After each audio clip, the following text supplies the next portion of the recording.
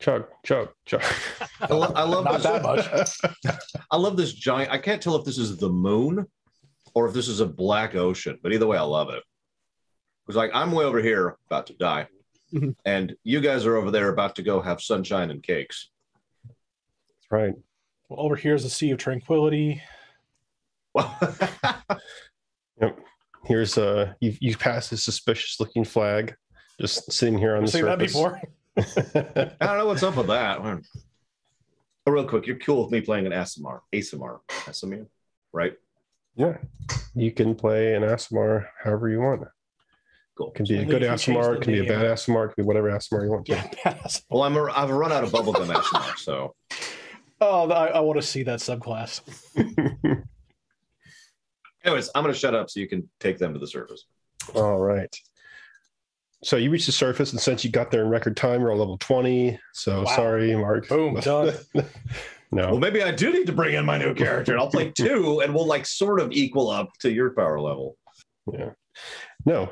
But last time, the party split, which is the words that everybody involved always wants to hear. Always a good idea. Mark Never. elected to try and brave the dangers of the Underdark and to speed the Myconids back to Gracklestug at least. So they would have a relatively safe place to be for the time, up until the party returned or whatever they decided to do. So he is there traveling back through the path that they came from, doing it slowly and stealthily because there are howls and yellings of demons that are echoing throughout the entire area. It seems as if some demons have moved into their prior path since they've left it and are trying to catch up, maybe not intentionally with the party who are headed to the surface, but they decided to leave. They're not going to find out. So the surface party, I'm just going to call it the Underdark party and the surface party, for lack of a better term. The surface party has decided to go down the route that was prescribed to them as leading to the surface. And supposedly, within the next few days, give or take, they would reach an obvious way to get out of the Underdark. So, both of you, Mark, you're stealthing, right? Which means you're traveling Yeah, I'm slow-moding through yes, this. you have to slow mode it, not without cause, but you do have to slow mode it if you want to stealth through this. And I do need to note down something that I know I have written down somewhere, but I'll just ask you because it's easier right now. Your passive perception, Mark. Give me just a second. I hate to be negligent, but I have a PDF of my other character up right now. Oh. So if you give me just a second, I know where it is. I just got to pull it up. There it is. My passive perception is a 13. Okay. And I know with the cloak and your bonus and stuff, your stealth is bonkers. Oh, yeah. No, I've got not counting the cloak, I've got +6 to stealth. And my dex, I have +10 to stealth. So I'm going to do this. Counting the cloak. I'm just going to count you as having because it affects perception too, a passive 11 stealth right now, which is 6 + 5 from advantage. Okay. Actually, hold on. Your Elven Cline's even better than that because it's negative perception on the other ones. So you have got a passive stealth that's really high. So unless it becomes really important, I'm just going to stick with that and not make you just roll it constantly. Okay. So I stealth it behind Cord and steal a taco. Oh, that's why you went back. All right.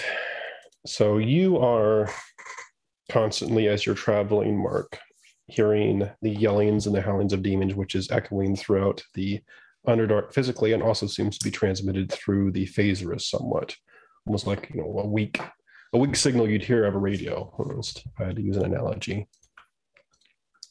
And it is probably a good thing that you are experienced and have taken a lot of this already. Otherwise, this would just be this constant whining and maddening sound in your ears. So, but you're fine for now. You need to please roll a d20 as you make your way back through the Underdark. The dice is a 5. Okay. All right. So you are making your way down through the previous areas that you came up. You do start to see some demon tracks. Like since you've been here, there have been demons that have passed through here. And as demons go, it's wild and chaotic. It's not really anything that it's like, they're just running all over the place. And it looks like small creatures, not anything huge. But they go off into different areas and nooks and crannies in the Underdark. And some of them do go in the direction you're going, but you haven't seen any of them, obviously. Now, back to the surface group. So you are having a little bit of an easier going. You're able to push the cart through a somewhat natural path, which is going throughout the area. And it's about the halfway point through a day's worth of travel.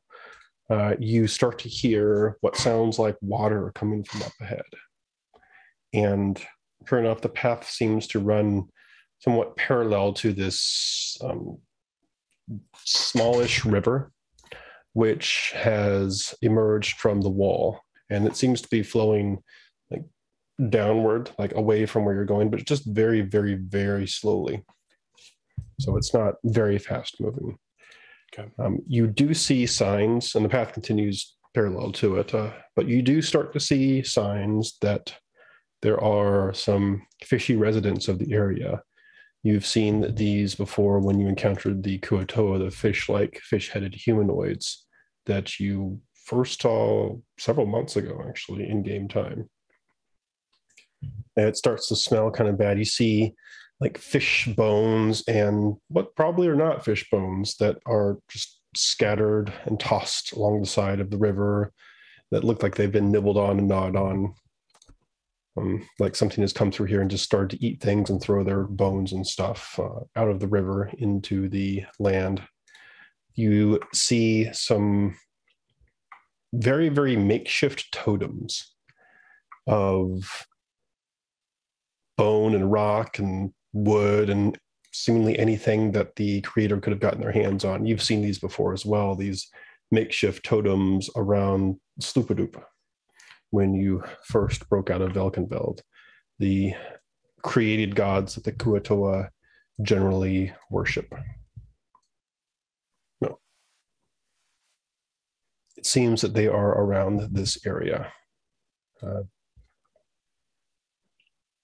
Now, you don't particularly see any throughout most of the day when you're traveling. You just start to see more presence of them, and just a little bit before you have to settle down for the rest after traveling about 8 hours, there seems to be something of what is undoubtedly a surface worlders make that you find here. On the river, crashed up against the side of the river, there is a little canoe that is definitely not from the Underdark. Like you see, it's made with like surface world, like wood, like stuff you've not seen in months. It looks like it was attacked and the occupant is either gone or is maybe one of the bones, who knows. And it was just dashed up against the side of the rock. And Liam, just thanks to your past investigation, you can tell that this was likely headed downstream when this happened. Like it was going towards the Underdark in the opposite direction of where you're going. Okay. And probably about a week-ish ago, based on the state of it. Okay. But it is on the other side of the river. Like if you're here, it's over here. So that's just what you can see looking over there.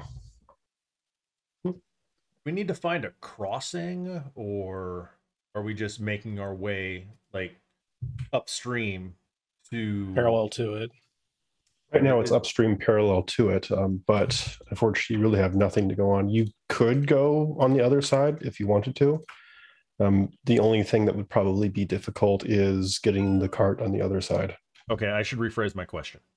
Mm-hmm. Right now, we're at the river. Yes.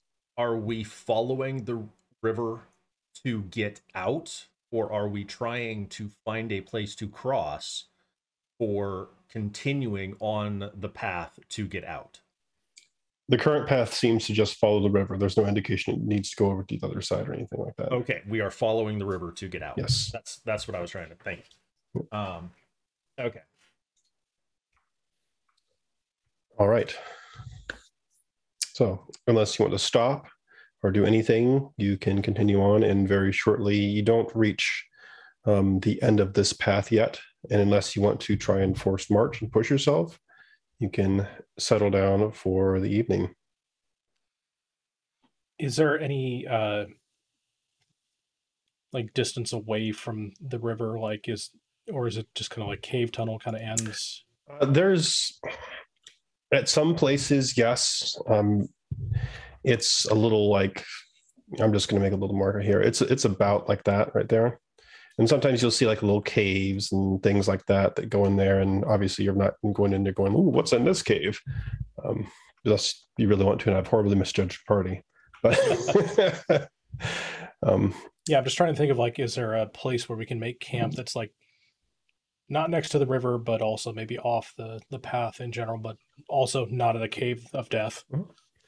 If you'd like to do some scouting or double back to try and find a place, you can. It's up to you. Yeah, I'll do some scouting. Okay, that's just a straight up survival check. What's in survival? 14. 14. Okay. All right. So you look up and look down a little bit, and you find a few things there. The main thing that you are going to be able to use are several smaller caves that are up further just a little bit. One to hide the wagon in, and one and a couple other ones for people to actually be in. And you do a quick peek around and check them out, and they seem to be unoccupied, aside from the normal floor that you'd find in the Underdark. Nothing that really seems to be alarming. So if you want to settle down there and be at least somewhat out of the way and hidden, you can do that. Okay. Is there any Phasers around, or is it kind of like thinned out since we've gotten a little bit closer to the surface? So it's been about constant. The most that you've seen recently was the campsite that you left, or the ruins that you left rather. There's a thin trail that's just been omnipresent overhead that seems to almost be following the river, but it's not interfering with anything right now. It's not that present. Okay. Do you want a fire? Always answer no to that question. Be a chilly night. How can we tell if it's night, though? Well, it'll be a chilly rest. Yes, this is true. Is there anything other than the cart that we can find to burn? Oh, there's plenty of different things to burn around here. Not a problem. Princess, he just wants to light something on fire, I think. I mean, you're not wrong, but so can we start a fire, but then cast Globe of Darkness? If I had the spell on it, actually, that way yes. We could keep warm, but not broadcast to everybody that we're keeping warm. If darkness lasts longer, that would be great, but unfortunately, it doesn't last that long. It's like what, 10 minutes? Something like that, yeah. Okay. 6 times 8. Just stay up all night and cast darkness every 10 minutes. Yeah. Oh, forget that. Yeah. I'm gonna collect some stuff to make a fire. Yeah, okay. Just have to keep watch. Damn it, I'm gonna be comfortable tonight. No, that makes sense, and it's just probably a good idea to have something like that, and then we'll just have watch. Yeah, no checks needed. There's plenty of stuff that you can just pick up, which is burnable around here. Since the Kuatoa apparently have been throwing things out of the river, there's other fungi that you know of that you can just burn, thanks to your months of surviving in the Underdark. Yeah. All right, so we've got Comfy Liam, got the cart. That's just another cave, and everybody else. All right. So I'm not going to offer on watches unless something particular is going to happen, because that's just going to lead to a bunch of half-hour boring stuff. So the rest is uneventful. You don't really see or hear anything particular aside from local wildlife doing things in the river and beside the river. Nothing is really amiss. Now, Mark, the question for you is, do you want to do the same, or do you want to just push on and try to make up time at the cost of Constitution checks? No, I'm gonna chill. I'm gonna chill. take a settle. The general concept here is I'm gonna try to find a place that looks a whole lot like it's off the beaten path and no one's gonna interact. I just realized my coat's still on the thing. I'm just gonna chill, relax, find a spot. Nobody's here, and I'm just gonna, up against the wall, kind of a terrible nap sort of thing. All right, please make me a wisdom survival check. Awesome. This is going to be great. Thankfully, I do have good wisdom, and so that's a 5 on the dice. Okay. Which, if you're paying attention, is what I rolled last time, so I'm getting suspicious here. If I roll a 5 next time, I'm going to be a little bit weirded out. But that is going to be an 8 total. An 8 total. Okay. Wait, hang on. Do I have survival? I do not have a survival. 8. Okay. Can the spores help? And the myconids? Yeah. Can they give me advantage on this? Yeah, exactly. Or +2? Let me look at them. I'll take a +2. Honestly, just inch over that double-digit line. I want to check their wisdom just to make sure they can even attempt this. They might not be able to. Okay, no, yeah, actually, their wisdom is just fine. Yeah, you can have advantage on it if you want them to help you. Oh yeah, I'll take it. So that's an 8. Much better. It's okay. That actually means a whole lot. Well, 8 total, or did you roll 8? No, I rolled a 5. Oh, so it's just the same number. Wait, again? Just out of curiosity, roll it again. Yeah, now I'm concerned. So I rolled an 8 this time. And that's a 7. Still sus. And that's a 10. That's a 20. And that's a 1. All right, no, that tracks. Random number generator. Yeah, you know what? I'll take a cord roll on this. I'd like to not die in my sleep, if that's okay. So just give me a roll cord, please. And thank you. If everyone's cool with that. I'm fine. Yep. Yeah. Okay. Let him take advantage of it. He hasn't rolled in a while. Oh, nice. Okay, so 20 total. Okay. Unnatural 20. Okay. Cool. All right. So you do manage to find a place which is actually going to be suitable for a rest and is out of the way. It checks most of the boxes, if not all, that you want. And Sprout will tell you, he'll poof some spores up into your face, and he'll tell you, so myconids are very, very good at keeping watch as long as we're really, really close.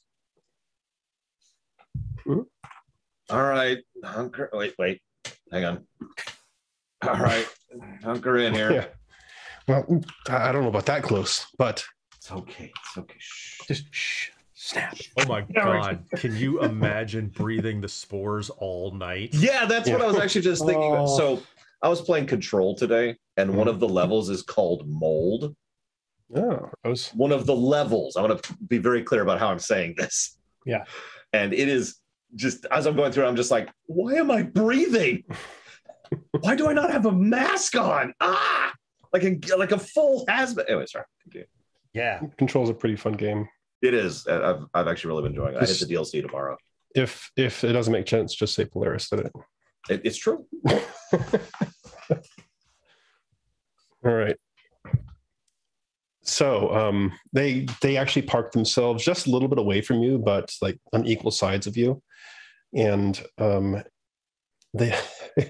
Sprout says, if either one of us gets stabbed or taken away or something, then the other one will be able to tell what happened.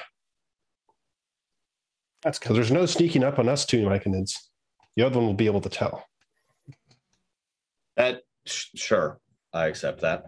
Yeah. If anything happens, then we'll give you the signal, and it just goes up and gives you this ever so slight bump on the side. Thanks. Mm-hmm. It's like when a cat or dog goes up and just goes, "Dum." Yeah. Thanks. Appreciate that. All right. So you pop in your earplugs to drown out the howling of demons that is off in the distance. And you do manage to pass through the night mostly unharried. There's a few instances where you do get jolted awake just for a moment, or broken out of your meditation for just a moment, because there are things that sound like they're passing by in a distance. And it sounds like a multitude of feet, and you can tell pretty easily that it is demonic because the yelling and the screaming gets a lot louder. And it's not generally present for a very extended period of time because it moves off quickly into the distance. Just seems to be a roving band which is just going about the place. And fortunately, you're tucked away in a nook. All right. So nothing happens the first day of travel for either of the two parties. That'll last. Don't you worry. Smooth sailing from here. I mean, the canoe is any indication. We got this. All right. So parties both get up and they keep traveling. Mark, you do... Yes, Liam? No, I'm just pointing out to Breglin. Oh, okay. I thought you were about to say something. I will say, by the way, speaking of somebody who spent a lot of time on his set, I like your setup, Guido. It is good. Just ignore the man behind those green. Cadiz is right terrible. There. It's like the worst thing I've ever seen. It's my work computer. I don't have a choice. Actually, one thing I find funny, if I'm not mistaken, yes, literally, yeah. Same. That I mean, I saw that on your shelf. I was like, wait. Anyways, yes. So sorry. Cheap Mark, and abundant. Yes. Mark sees something and he freaks out and he kills everyone. No, so Mark, you get back to the, you'd broken off from the main route out of Gracklestug, like the merchant's path, basically, once you went to this outpost. You get back there after about a day and a half of travel. And it is empty. Like, there is obvious signs that there's been demons that have gone up and down here pretty recently, and there's just no traffic on here at all. I mean, you hadn't gone out with a whole lot of traffic, but it's just devoid of any traffic right now. So you are practically alone going back to Gracklestug, stealthing along as best you can along the walls and sides of the Underdark through this merchant's path.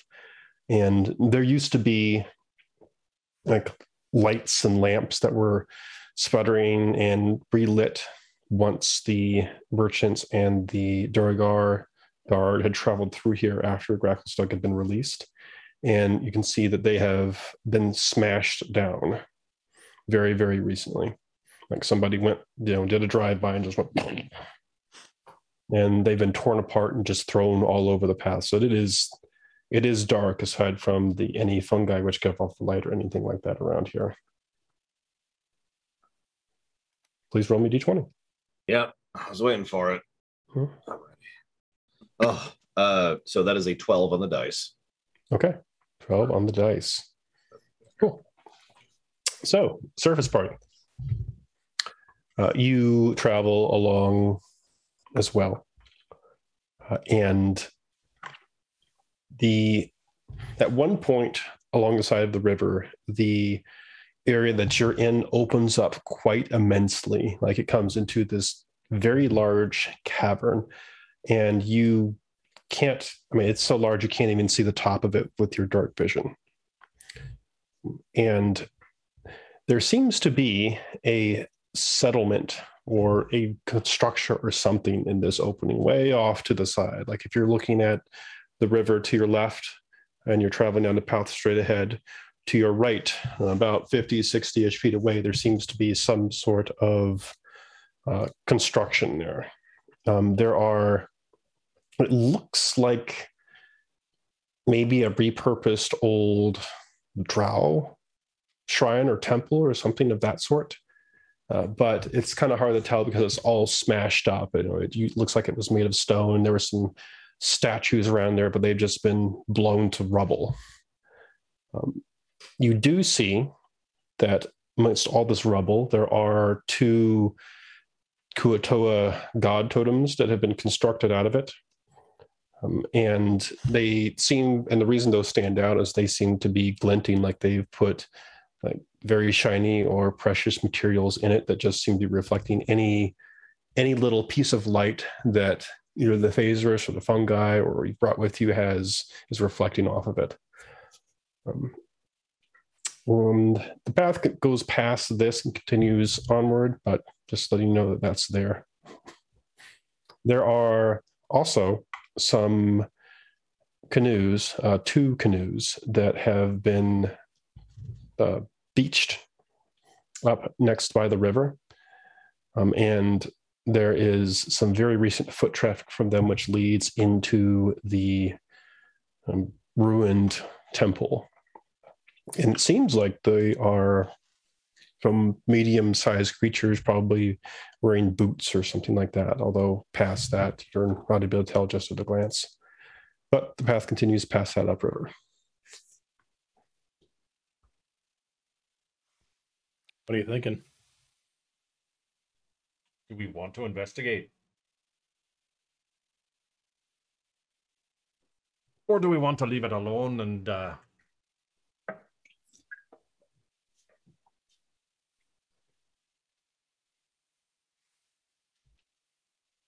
sure I want to turn my back on it without knowing there. It's entirely up to you. We could go, we could look. There's no immediate need to engage. If we see anything, we can always back off and move on. Brent says, should I try to check in with Mark before we do anything? I do have 1 sending per day that I can do. What you hear as soon as you do it is, no, I know it doesn't work that way, but It just says "Ag." it cuts off in the middle of the text. It's weird. Wasn't that an Order of the Stick reference? No, Monty Python. Oh, okay. Yeah. Holy Grail. Holy Grail. Oh, right. Okay. As in surprise and fear. Let's see.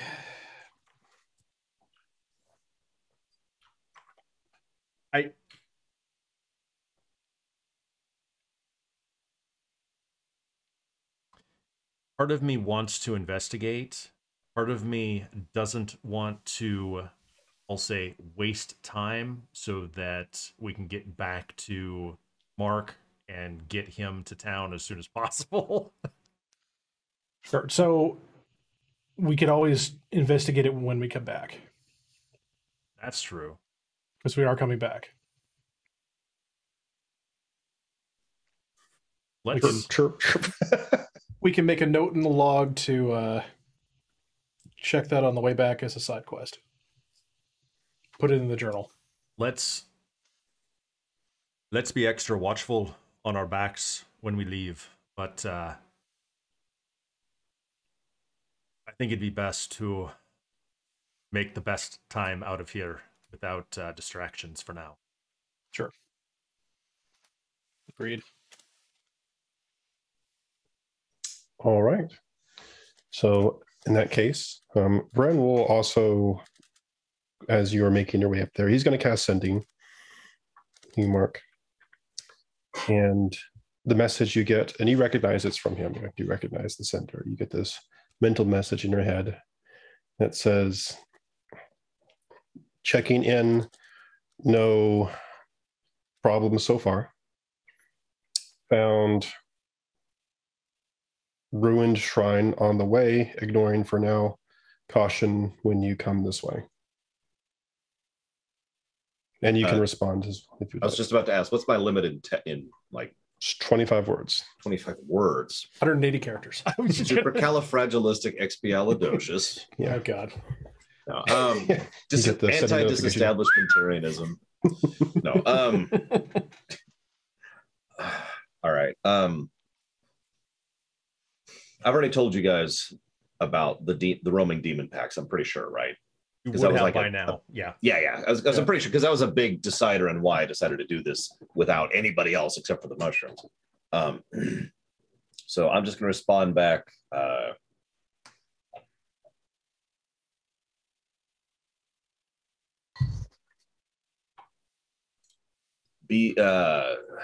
What direction were they roaming? I'm sorry, Third. You told me, but I can't remember. I'm sorry. I mean, they're really going everywhere. That's what I thought. Roaming demons, more of an issue than previously thought. Why? Counting it out. Give me a second. No, I'm laughing at Cord. Oh, okay. I'm sorry, Mark. Would you like to leave a message? Making slow but steady progress. Make sure to enjoy sun. There we go. You promised.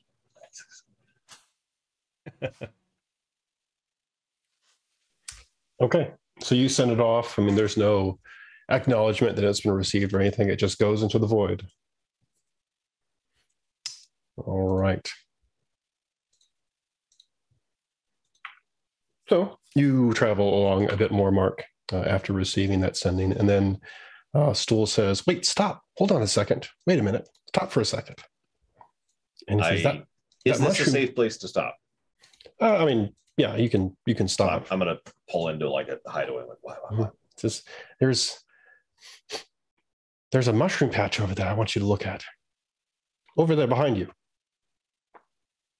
It's the ones that look like a big nose. All right, I'm going to, from a distance, roll to look at these things. Okay. I mean, it's once he said it, it's pretty obvious. You look around, and there's like this thing which looks like this mushroom that you're like, I guess if I look at it, it's kind of like a nose there. And he still says those are good for creatures to eat, to absorb, and they're good for us. But I think they might be good for you too. They really, really, really help you keep a lookout on things. So, Third, have you played Control? I have. I played all of Control. So you know how the mold, it psychologically inclines you to eat it, and that's how it infests you. Yes. And then grows inside your stomach. And I'm sure it's safe. I'm just what? If you'd like, It's you can organic. make either a wisdom survival or an intelligence nature check. Well, my int is +0, so I'm going to go with the survival check. That's going to be a 21. Wow. Okay. So this is something that just through experience that you have actually seen and heard about. These are called Nilhog's nose mushrooms.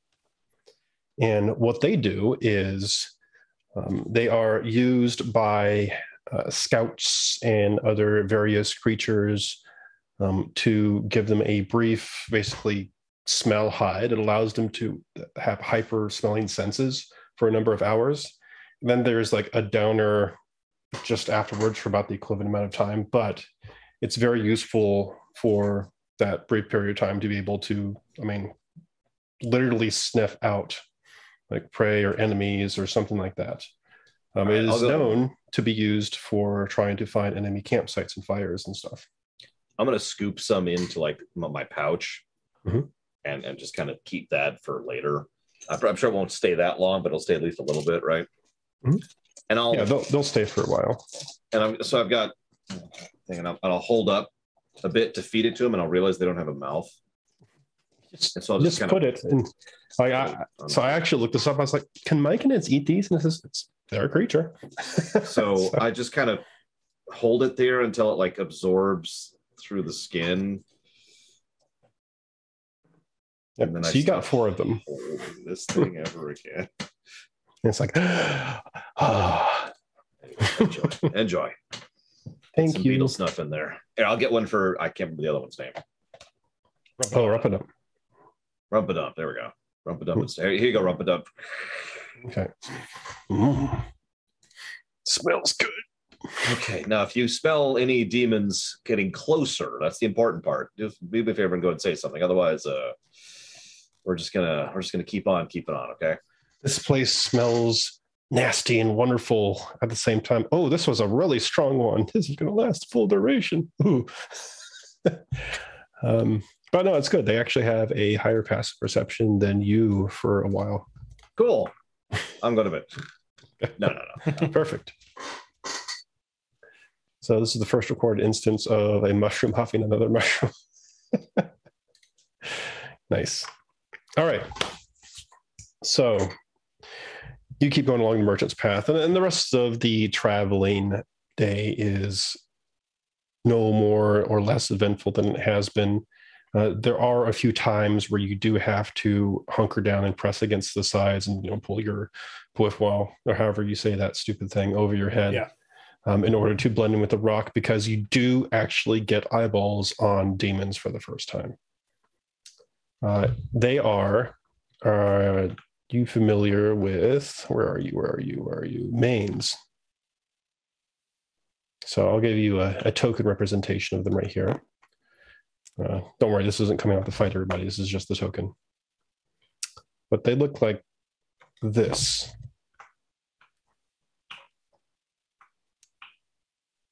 They are small little creatures that are accompanied by these.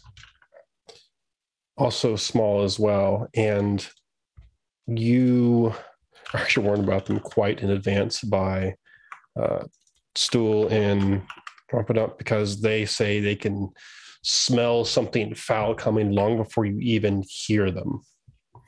And sure enough, once they get close, you can even smell it. They seem to just have this putrid, fetid stench among them.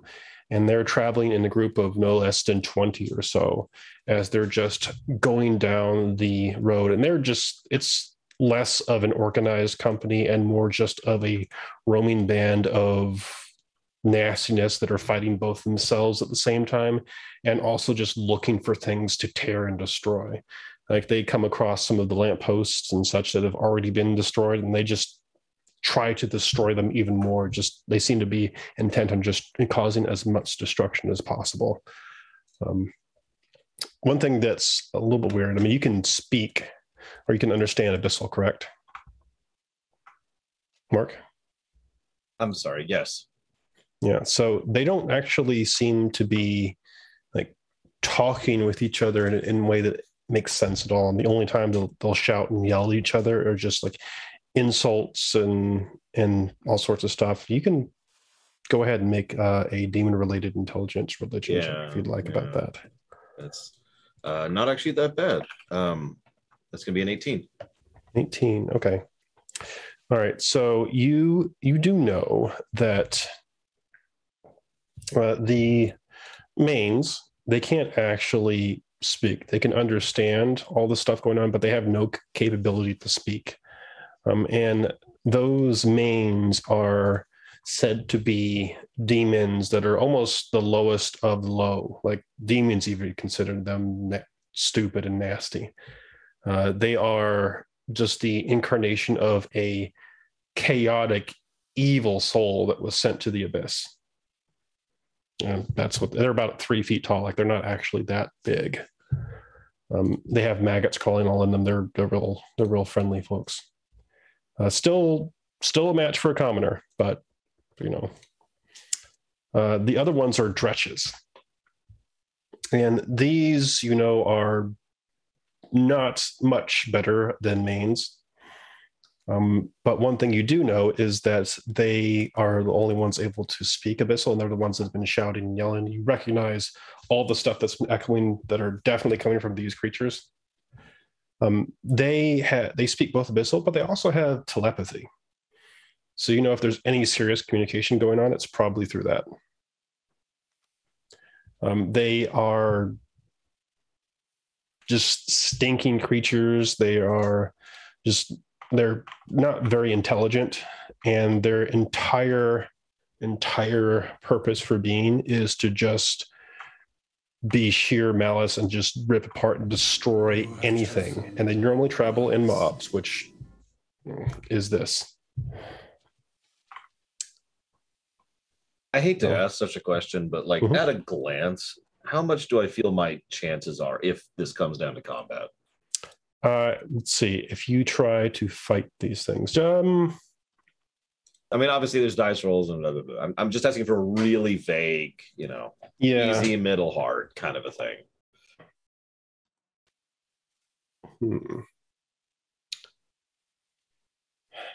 Looking at you play out a scenario in your mind where, like, if I had to fight these things right now, this group right now, how would it fare? And your big concern is just getting mobbed by numbers. You think that you are more than a match for any one of these things, if they're individual or 2 or 3 or 4, probably more. But the problem is there's 20. And I don't have Great Cleave because it doesn't exist in 5th edition. Well, right. Unless you have like a feed or something like that for it. Wait, 5th? Hang on. Let me look this up. If that exists in 5th edition, it's for two-handed heavy fighters. So. Okay. Yeah, I'm not sure how you do that with a fist. You can. 3.5. It is a thing. The prerequisites are kind of mean for a monk, but you can do it. And it's like, I'll always mentally think of it as like, you're like punching through the squares, One punch. So here's the thing. Your AoE damage abilities would probably be invaluable against these, though. Yeah, I was actually thinking. Mm-hmm. Yeah. But yeah, I mean, they're like, again, one of these, especially the dretchers, are more than a match for a commoner unless they just get lucky. But obviously you're not a commoner, so their strength is in numbers. The big thing you would have to worry about is that stench, to be quite honest, because if you get much closer, that is going to be almost overpowering. Like, it smells that bad that you would just have to almost retch if you were closer to them, or dretch. So well, I think for now the strategy is going to keep being stealth. Avoidance. Like, I've got 2 people with me, and I don't want to risk it. As fun as it would be to play a warlock, I'd like to stay alive for the time being. Okay. I don't want to just give up. Yeah. Have you ever? I'm sorry, real quick. You ever play a video game and you're going for like a certain achievement or challenge or whatever, and you fail, and the quickest way to reset the level is just to die? Yeah.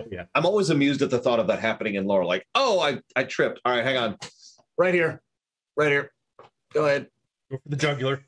And everyone's just, and the enemies are like, okay. One of those spots, you're like, run over and just jump into them. Yeah. All right, whatever. And you got me. Now I'm suddenly reminded of 2 Human and the Valkyrie. The unending Valkyrie. Oh, yeah. God. Oh, unskippable every time. I beat that game, and man, that was a bad choice. I love the lore behind that game, and I wish they could have done the sequel that they were talking about. But so many things that should have been fixed. Yeah. Sorry. Tangent. No. Anyways, good. Sneak. I'm ready for the roll. I'm ready. Let's do it. Okay. Oh, you don't need to roll against these things. Don't worry. I'm not rolling because that's why I just gave it to you. There's no chance with all of their screaming and your natural abilities and the magic item that they spot you. Like, I think it's actually impossible. So yeah, good news is they're easy to sneak around. All right. So you continue on for the rest of the day, and unless you want to force yourself, Mark, you are at the end of your traveling stamina. Yeah, no, I'm going to continue to play it safe for now. Okay. The surface group. You come across an interesting situation. So you've left the temple behind, and you continue on the path. You can. The air just is noticeably changing a bit. Like, it's becoming different, fresher. The smells are becoming a little bit mixed, and you're like, this is surface air. We're actually getting our first breaths of something that's not underdark, spore infested stuff, full of mold. But there is an issue which comes up because apparently there is a troll booth. A troll booth, yeah. He says, please pay the troll. Now, there is a cliff that presents itself in the middle of the path. It's like, and it looks like the intent is to climb up a ladder to get through it. And you see also like the river, actually, you're still alongside the river, but there's like a steep drop there. Like, how did the canoe get down that? It's an interesting story if you go the other opposite direction. You see that, and it looks like there is a rope ladder, which is meant for this, but it's rolled up and visible at the top. It's not hanging down.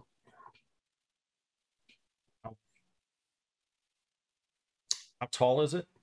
It's about 40 feet up. Okay.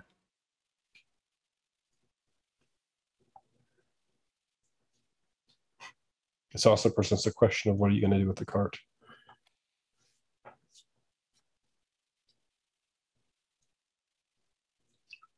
Ooh. I don't know if I might be So clever. all good plans start. I could be clever. You know what that means. I know. It's dangerous.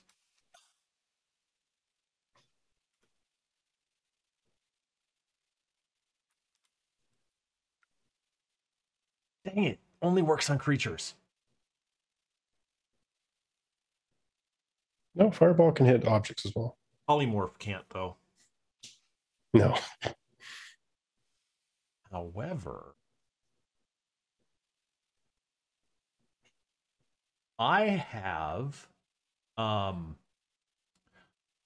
the drow spell animate objects. Oh. I could animate the cart. Couldn't That's, you? yeah, you could. Wow. So you just be like, hey, climb up the cliff. Yep. Yeah, you can. I'd get everybody out, but Yes. I was like, help me. This is not right. It's a multi-step Be our process. guest, be our guest. Come on. Okay. So there's a plan to animate the cart, have it go up there, drop the rope ladder, and then get everybody up. It's not a bad idea. I mean, yeah, that's we could give that a shot.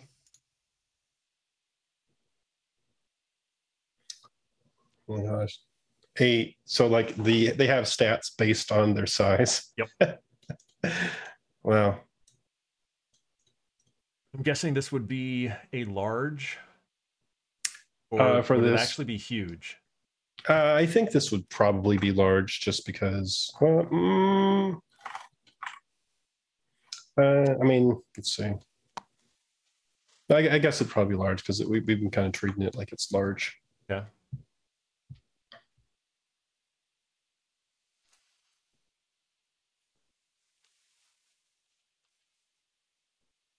Ron says, I can climb up to a drop rope ladder if you want. Big muscles.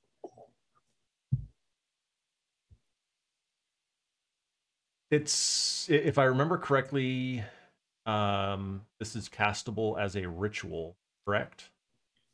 I don't think so, no. Okay. I can check, but I don't think it is.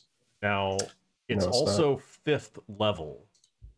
Oh, well. Which, I mean, I learned it, but can I actually cast it? Not unless you got a spell slot of 5th level or above. Okay, that's what I was afraid of. So much for that plan. Okay.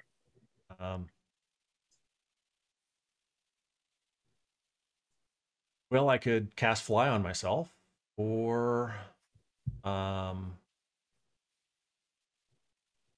if we get the cart close to the cliff, I could climb on top of it, cast Misty Step, and actually, I'm probably Teleport it there? Yeah. Okay. Either way, I don't think even if the rope ladder was down, that Clavicle could climb the rope. I mean, says I could just go up the side. It's easy-ish. This I want to see. Yeah. Like it pops out some pseudopods and it just attached to the wall like it's testing it out. And you can see it that it seems to be able to at least kind of try and pull its weight a bit up, but you can tell it's not incredibly easy for it. Spider-Man. Spider-Man. Have you ever seen a cube roll uphill? No, actually, have not. This is really eerie. Okay, so here's... Ooh.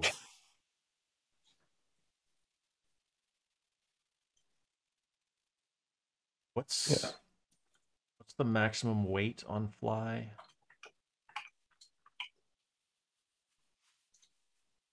There is no maximum. Yeah, I mean, it'd just be whatever your carry weight is, really. How much can Globagool carry? Well, the question is, what do you want him carrying? A cart? Because I can cast fly on him, and then he picks up the cart and flies up top the cliff. I'm not going to lie, Ront actually might be able to carry more than Globagool. So carrying capacity. Because Ront actually has a really high strength. Also, what's the time to dissolve if you have Globagool attempt that? Well, you know, if it's for 6 seconds. So you're saying we're not getting the deposit back on that cart? Right, it'll be fine, but you scuffed it up, so you know. Man, they pull up their chart and they've got like a little diagram of their like right there. Yeah. Yeah, actually, Ront's strength is 20, so he would have a better carrying capacity. Unless size accounts for it, which admittedly I don't recall if it does.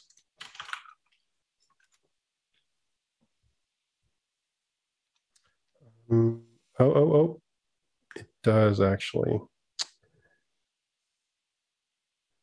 Double the carrying capacity for each size category above medium.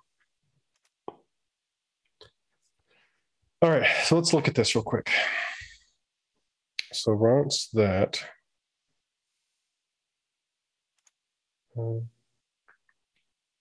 Third. Sorry, I'm doing some quick math in my head real quick.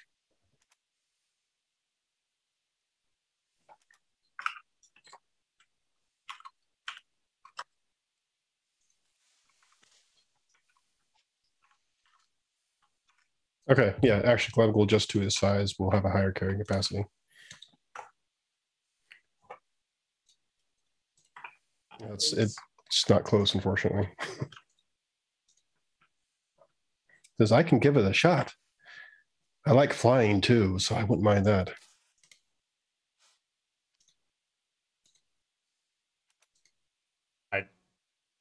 If we want to continue having the cart, which allows us to travel at a rate higher than Globagool's, I think this is our best plan.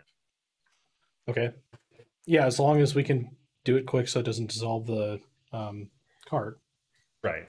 You can do it quick. I've been practicing to make sure I don't hold on to doors or walls or anything for too long because people get mad. There's a couple of incidents I haven't told you about yet. I'm sure we'll hear about it. It's okay. It's back in Cracklestug, so it doesn't matter now. I'm sure we'll hear about it when we get back there. Meanwhile, like flash cut to the brewery, and there's like holes in all the. Okay, so cast and fly on Mr. Ghoul. Yeah. So I think first thing I'm going to do is have the cart backed up to the cliff. Okay. Climb on top, and then I will cast Misty Step and teleport myself up to the top. God, wouldn't it be awful if there's just something lying in wait up there? It would. No, there's not. Don't worry. So you get up there, and you can see the rope. It's actually pretty securely fastened. And it looks like this is Duragar made. Like it's actually got like metal fasteners and stuff for it. And it's just to detach and then kick down. So I'll kick the ladder down, and then I'll cast Fly on Glabagool and have him bring the cart up. Okay. So you cast fly on him, and he knows what to do. He immediately just rises up above the surface. He's like, yes. And he very skillfully actually grabs the cart very quickly and hoists it up and sets it down without even so much as a crash next to you. It actually rolls forward a little bit and then just stops. And then he stays up in the air and he says, all done. Wow, I think that wasn't too bad. And sure enough, you look at where he grabbed onto it, and there's some light scoring, but unless you're looking for it, you won't notice it. Nice. Yeah. Nice. He says, can you keep this up like the full duration? The fly? As he flies around. Yes. Oh. Yeah. How long does it last? Is it 10 minutes? Or is it concentration? Well, Up to full 10 duration. minutes. Or 10, yeah, so 10 minutes or concentration. Yeah, so for now I'll keep up the concentration. So. All right. And he just seems to enjoy puttering along. All right. Problem solved. So the rest of you hike up the rope ladder. Do you want to keep it down, or do you want to pull it back up again? I'm saying let it stay down. Okay. Fair enough. Cuillin, Yes. make sure the next time you talk to Mark, make sure he knows about the ladder here. It's waiting for him. Sure. Tomorrow morning I'll be able to contact again. I'll let him know. No problem. All right. So you go. That didn't take you a whole lot of time to do all that. So you go a little further. You do pass what seems to be like the scene of some sort of battle on the river. There are several more smashed canoes along the side. It looks like they just got pushed with some force up against the side and smashed along it. There is a corpse in one of them, which seems to have had no real looting or anything like that. And he's obviously dead. It is, from the looks of it, a human. And he has some fairly nice chainmail on. No, I say fairly nice.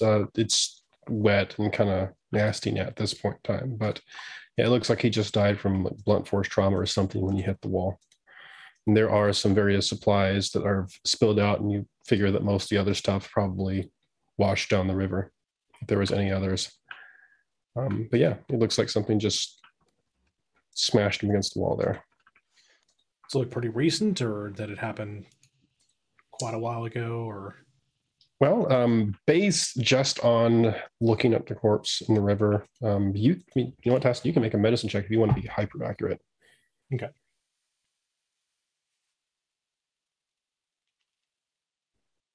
24. 24. Wow. Nice. You're like, this is probably almost CSI. exactly. Yeah. This is probably like 5 days ago at most. Almost probably exactly. Like just based on the smell and the state of decay, where it's at, everything else. It's about right. All right. So unless you wish to do anything else here, you can say we continue. could speak with him. Oh, you could. If we want to. Yeah, you'd have to kind of wade into the water and grab him and bring him out, but you can. I mean, do we chalk it up as a mystery? I don't know. Generally speaking, how common is canoe traffic in the Underdark? It's the first time you heard of it. Yeah. It's like not a whitewater rapids kind of thing. It might be worth learning if there's still a threat up here that we need to be aware of. Okay. I'll go grab him out of the water. Okay. So you grab him out of the water. Yeah, I mean, you've got him. He seems to have been equipped for adventuring. He's got all the stuff you would expect if you're taking a trip. And so you want to cast Speak with Dead on him? Yeah. All right. So you kind of speak with Dead. His corpse, his head kind of like just locks up, and he has the familiar glow in his eyes as that is cast. And he creaks around and he locks eyes with you, Taston. What questions do you want to ask him?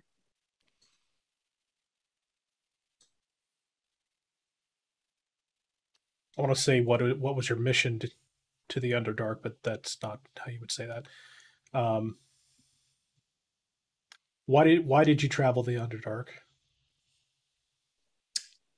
It says, I was traveling the Underdark to escort supplies to Sith Morcaine. Does that name ring a bell at all? That'd be an intelligence history check right there. All right. Ooh. It's a chance.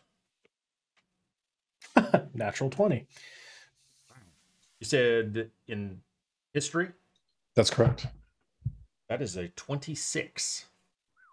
26. All right. Well, I'll just tell you everything about this. How about that? Like, you just remember, you were actually there a few years ago. Right. Like, no. This is Sith Morcaine is an outpost of a drow city called Merimdra. And I say drow city in air quotes because Merimdra is somewhat recently have said to have been taken over by fire giants, so that's just rumors.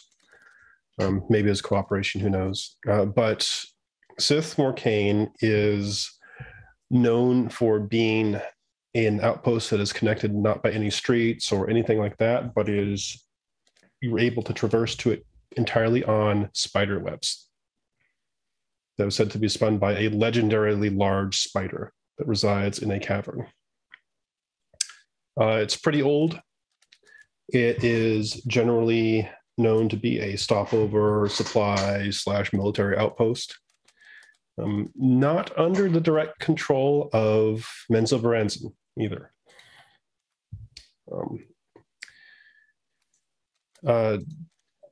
There's said to be a couple of mages which rule over the place, but that's more of rumors than any confirmed things. Even with that, really, no one's really sure like who actually rules it, aside from maybe the Morcaine house. But even then, it's like, well, yeah, it's the name, but no one really has heard from them since. So it's like there's a bunch of swirling rumors about it. Like, this is one of those things where it's like nobody actually knows. You know that nobody actually knows, basically, unless you actually go there and figure it out. Unless you're a trailblazer.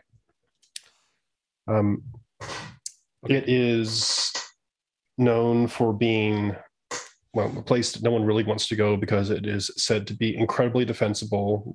The drow run it, of course. There's a giant spider. Like, nobody wants to go there, like, at all. So surface vacation place. Yeah, surface world knowledge in it is extremely limited, aside from rumors and hearsay and things like that because of that. Okay. But it is said there are rumors that it has incredibly powerful magic users, mage towers, magical secrets, magical wards, things like that. But again, it's hearsay. So who knows? And this guy's a human or is a drow? This guy's a human. Okay. So that's what you know about Sith Morcaine. So you know exactly what he's talking about when he says it, and a bit about this and Taston. Okay. So I glance back to Liam, and I'm gonna probably ask him why would a human be supplying a drow outpost? Aye. Okay. So I ask him. All right. At this point, I would like you, Taston, to make a persuasion check. This guy, because Persuade the dead. I actually, yeah, the speak with dead does not compel them to say anything. Oh, okay. I thought it was like the dead always answer truthfully kind of thing. They don't actually. As a matter of fact, if you ask an enemy, they can't just not answer, or they can lie to you, basically. Okay. 18. 18. Okay. So you see its mouth crack open for a second, like it is not more contemplating, but almost like, for lack of a better term, the cursor is spinning. Loading. Yeah. Hey, there's latency. No, and it says I was under orders by the what's his name? By Captain Hulk to supply Sith Morcane with supplies to assist in the relations of the drow there. I don't know more than that.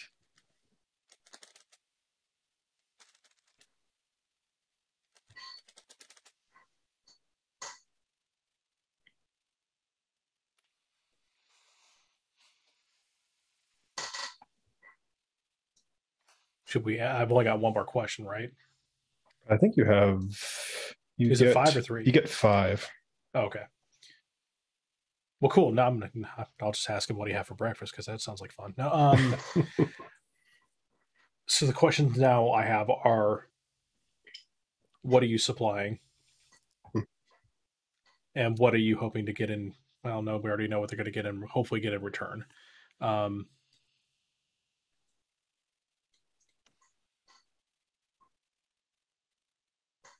We could ask who Captain Hulk represents. Which one would you like to be your third question? Since we're on Captain Hulk, let's go ahead and ask that. Captain Hulk is the leader of the Way Down and a captain of the Red Plumes of Hillsfar.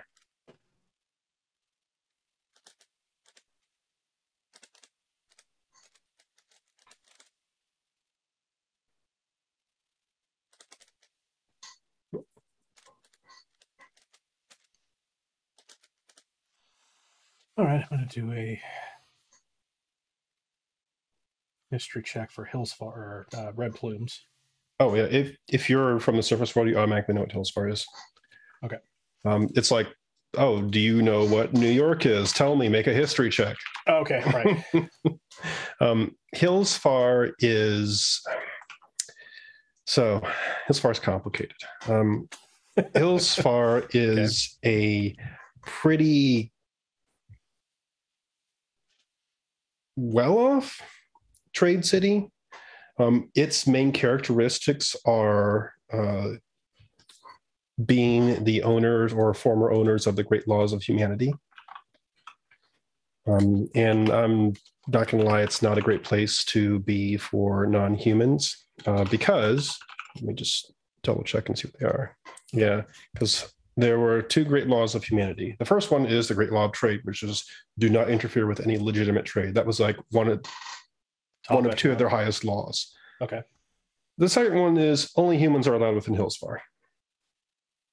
And that was why it got the name Great Law of Humanity. Now, that was somewhat recently abolished, and because it made big news in the surface world. For a while, people were talking about that. And Liam, you would have especially heard about this, given your background. So that's what you know just as common knowledge about Hillsfar. So they're real big into the rules of acquisition. Yeah, they dropped the racist rule and kept the Great Law of Trade, but that was done pretty recently. So it's generally considered to be not a great place to trade, but to use a popular term, a hive of scum and villainy. Up until very, very, very recently was just an absolute dictatorship. Okay.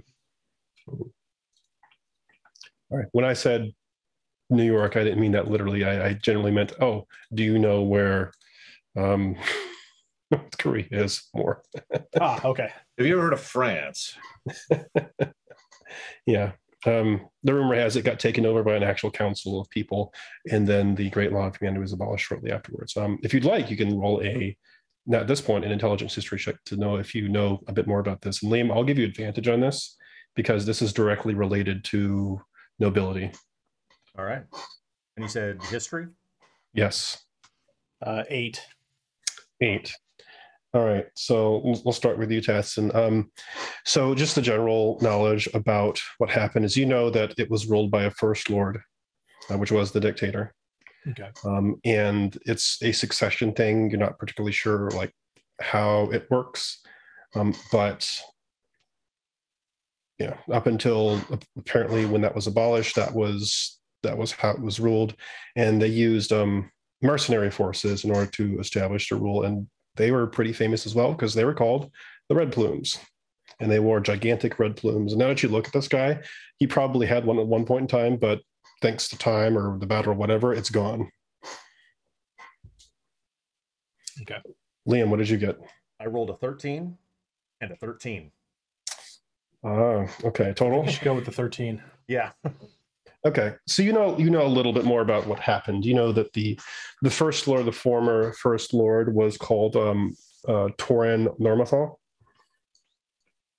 And they established an actual legitimate council once he was deposed. The rumor has it through force to rule Hillsfar. Now, you know, just through the noble lines, this is the place where nobility goes to either store or transfer illicit goods all the time because it's legitimate trade, depending on how you spin it. Okay. So it's also well known to be just a place you want to go if you want to get murdered by political rivals.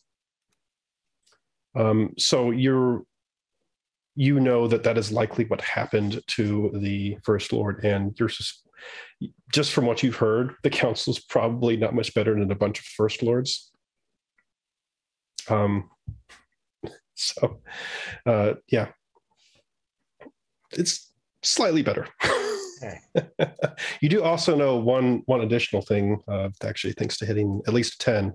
You do know that about 100 or so years ago, one of their claims to fame was that they had a phenomenon called a pool of radiance appear within their midst.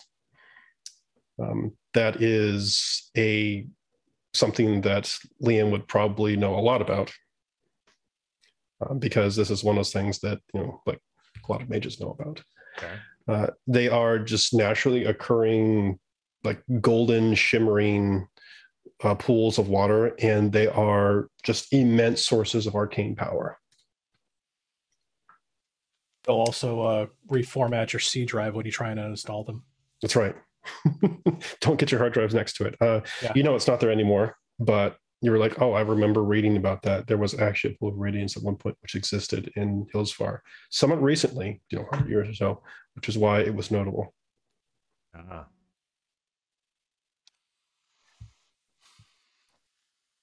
Okay. Well, we got 2 more questions. Yeah.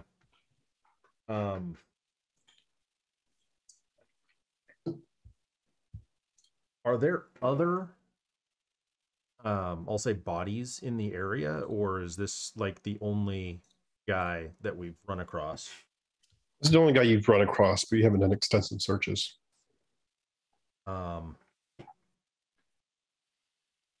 yeah, the 2 questions I had on deck are, how many are in your party? And who attacked you?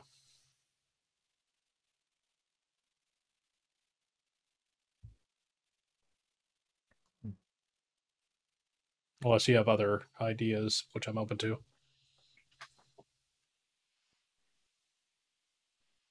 Do we really care about how many is in his party? I think something more along the lines of, is whatever killed him still a threat might be more important. Okay.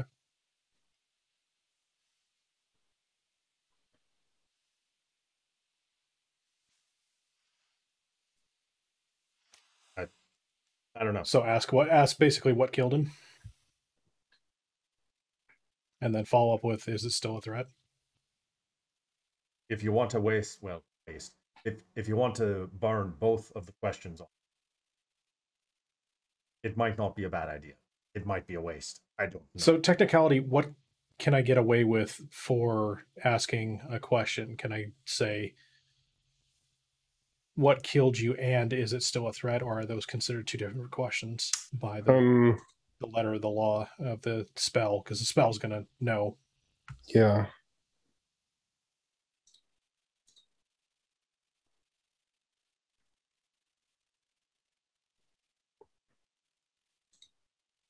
Or we could just ask what killed him. I think it would probably count as two, but I think if you phrase it differently, you could probably get both of the answers you want to.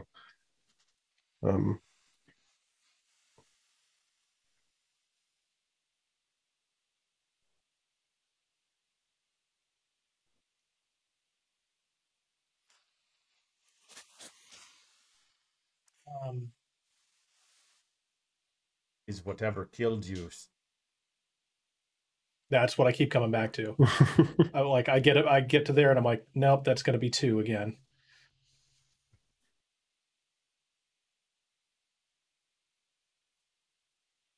Is the thing that killed you going to pose a threat to our party?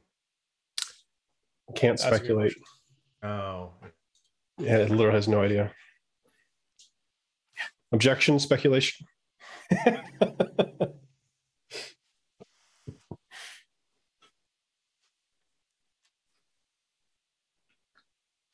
I don't know.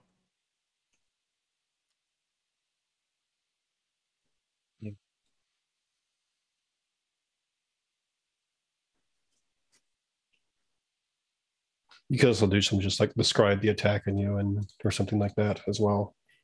And just try and get general info. That's another tactic. Yeah, that might get information of what it was and also if it's still around. Because again, if it got killed early on, it also cannot speculate. So some of that stuff it may not even know that you're wanting to ask. I guess it got assassinated, it won't know either, but there's no way to know that. Right. It doesn't look likely based on how we splayed out. I will say that.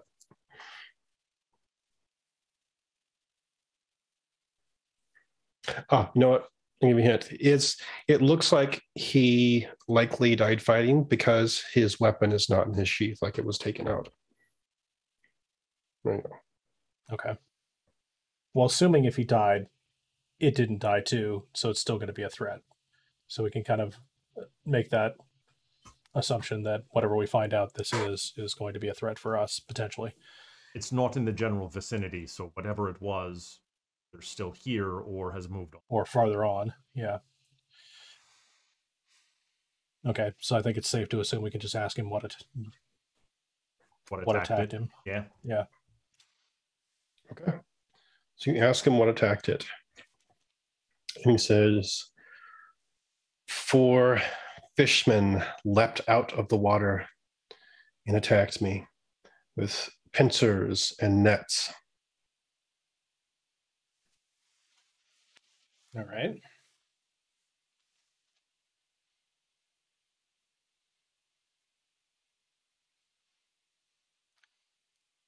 So they attacked a number.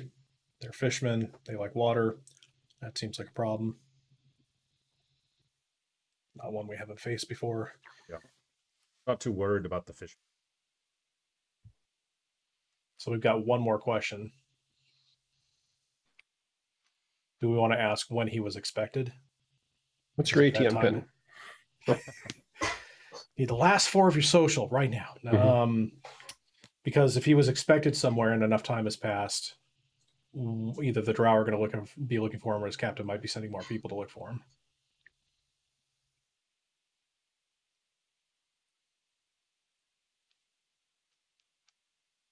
Trying to figure out how to word that so it makes sense.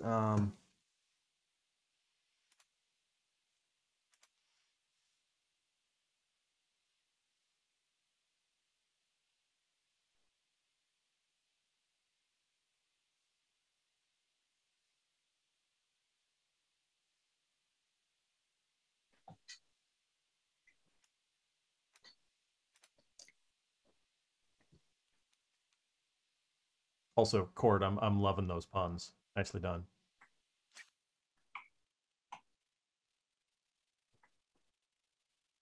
Someone being punny. Oh yes. It was a cod awful experience. We were trout numbered. Yeah. Nicely done.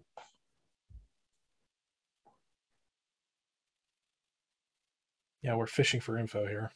Yes. It's true. Oh, for heaven's sake.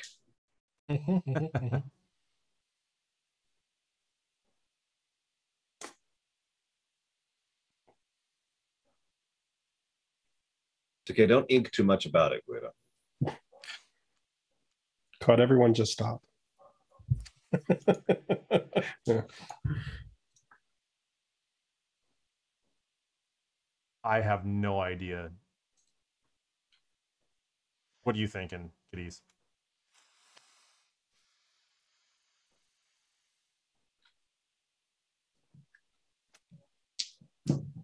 How long was your trip supposed to take? Oh, nice. Okay. He answers 1 day. Fast canoe.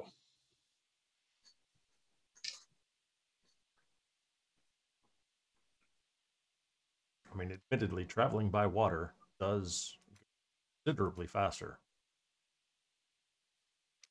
It's fair. Got bad. Ugh.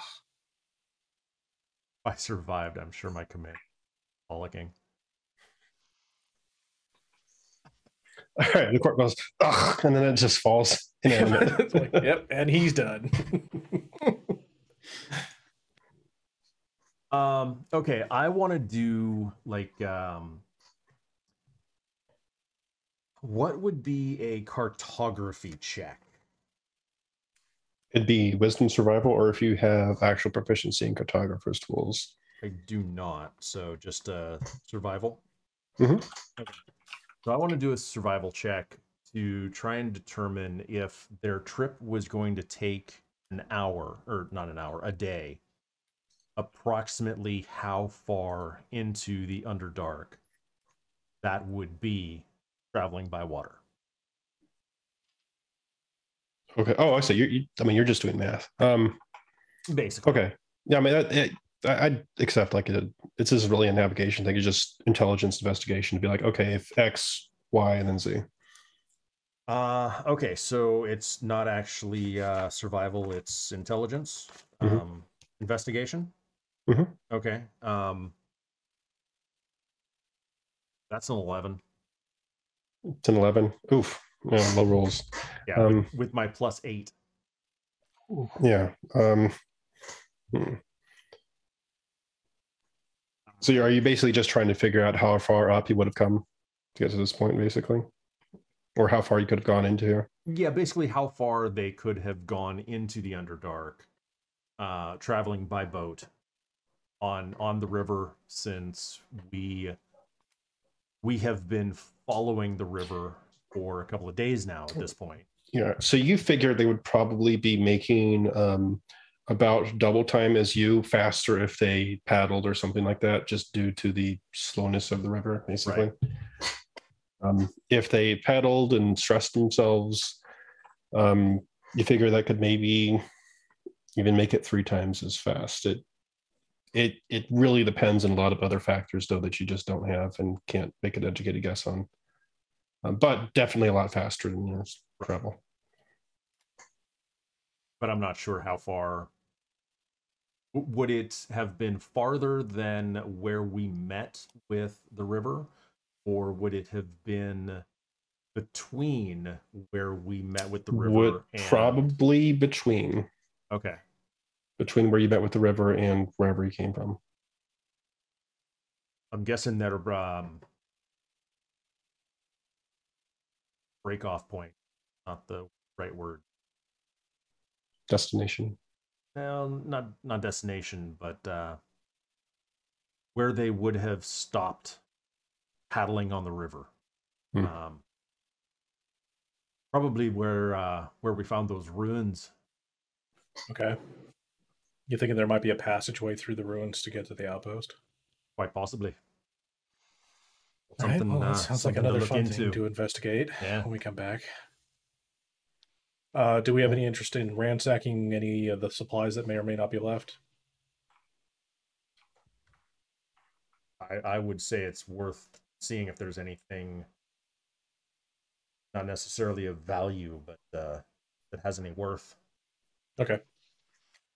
Let's go do that. All right. You check in there. I mean, there's baubles. There's a few days of rations which have been unfortunately just ruined by the water. They were not waterproofed at all. There is a yeah. You get the feeling that they probably were not used to traveling on water. Now you look at it. He's basically got a soldier's pack on him, which has like rope and all sorts of stuff like that. Somewhat standard adventuring gear.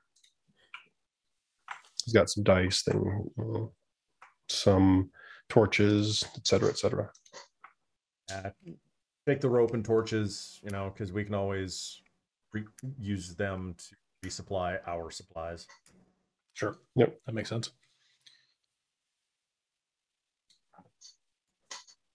Okay. Continuing on. Yep. All right. So you, around the end of your traveling day, surface team, you start to get much more of a sense of fresh air. And you come to a place which is a obvious collapse. You see that there is mud and rock and stuff all over the place. And it looks like it wasn't incredibly recent, but it happened obviously within the last few months or so. And there is a gigantic hole in the ceiling that is probably at its about 30, 40 feet wide in diameter. And it looks like the area around here has been cleared out, probably by hand or magic or something like that. And this has several post tie-ups for what look like boats on the river. They're not currently occupied, but based on the foot traffic and the mud traffic around this area, this place is like incredibly muddy just from all the dirt that probably fell down during the collapse. There's a lot of traffic that has gone around here, both of what looks like humanoid prints, although they all mesh into each other. There is also a single rope leading down from the darkness up above in the hole. You don't see like light or anything coming from up there, and your dark vision does not reach past it. But you do smell like absolute fresh surface air coming from it. It looks like the path continues past the collapse. So there is actually an open path. Right. Okay. I was worried that it was caved in. No. Okay.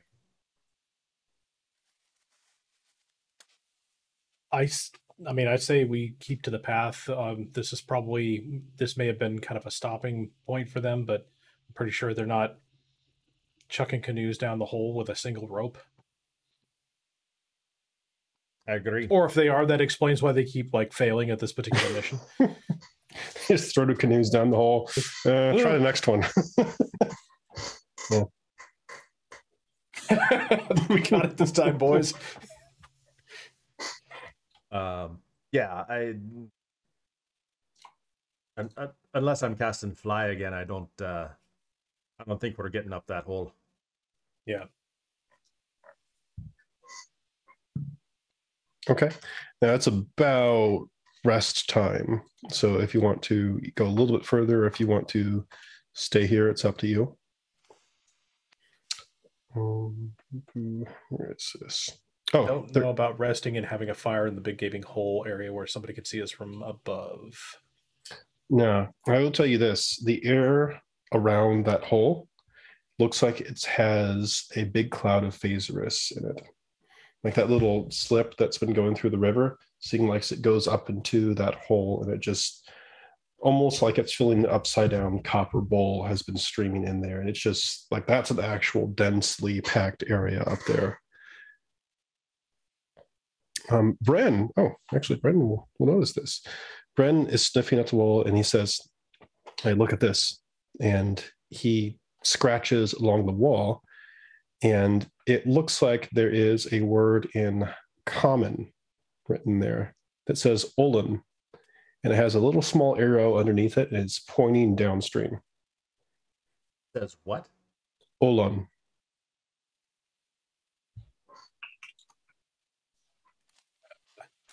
Would we know what Use it in a sentence? Yeah. Olon. It looks like a proper name the way it's spelled. Okay. Yo, go that way.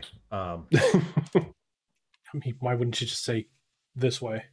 You can make an intelligence history check if you would like.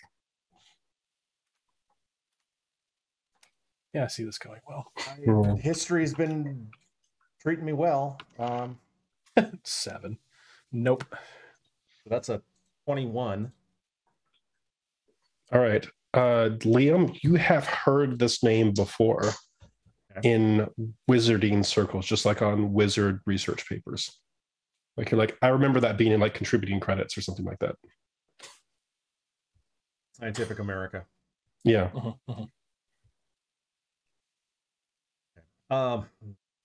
It's a wizard. Probably shouldn't stick around. All right. I think we should keep moving up the road then. Yeah. Okay. A little bit further, and then we can stop for them. Okay. And do so. All right. And Tess, you do you already know how to do your stuff since you did it last time. So we'll just go ahead and assume it happens. You find places to put this away, and it's much easier considering this place has many more collapses around here that you can just literally just hide behind. Okay. Now, Mark. All right. I punch the myconids. Oh, just as a punching randomly. bag. It keeps you in shape, you know? Yeah. It's like, Training. all right, I'm gonna rest up, and I hang one upside down, you know.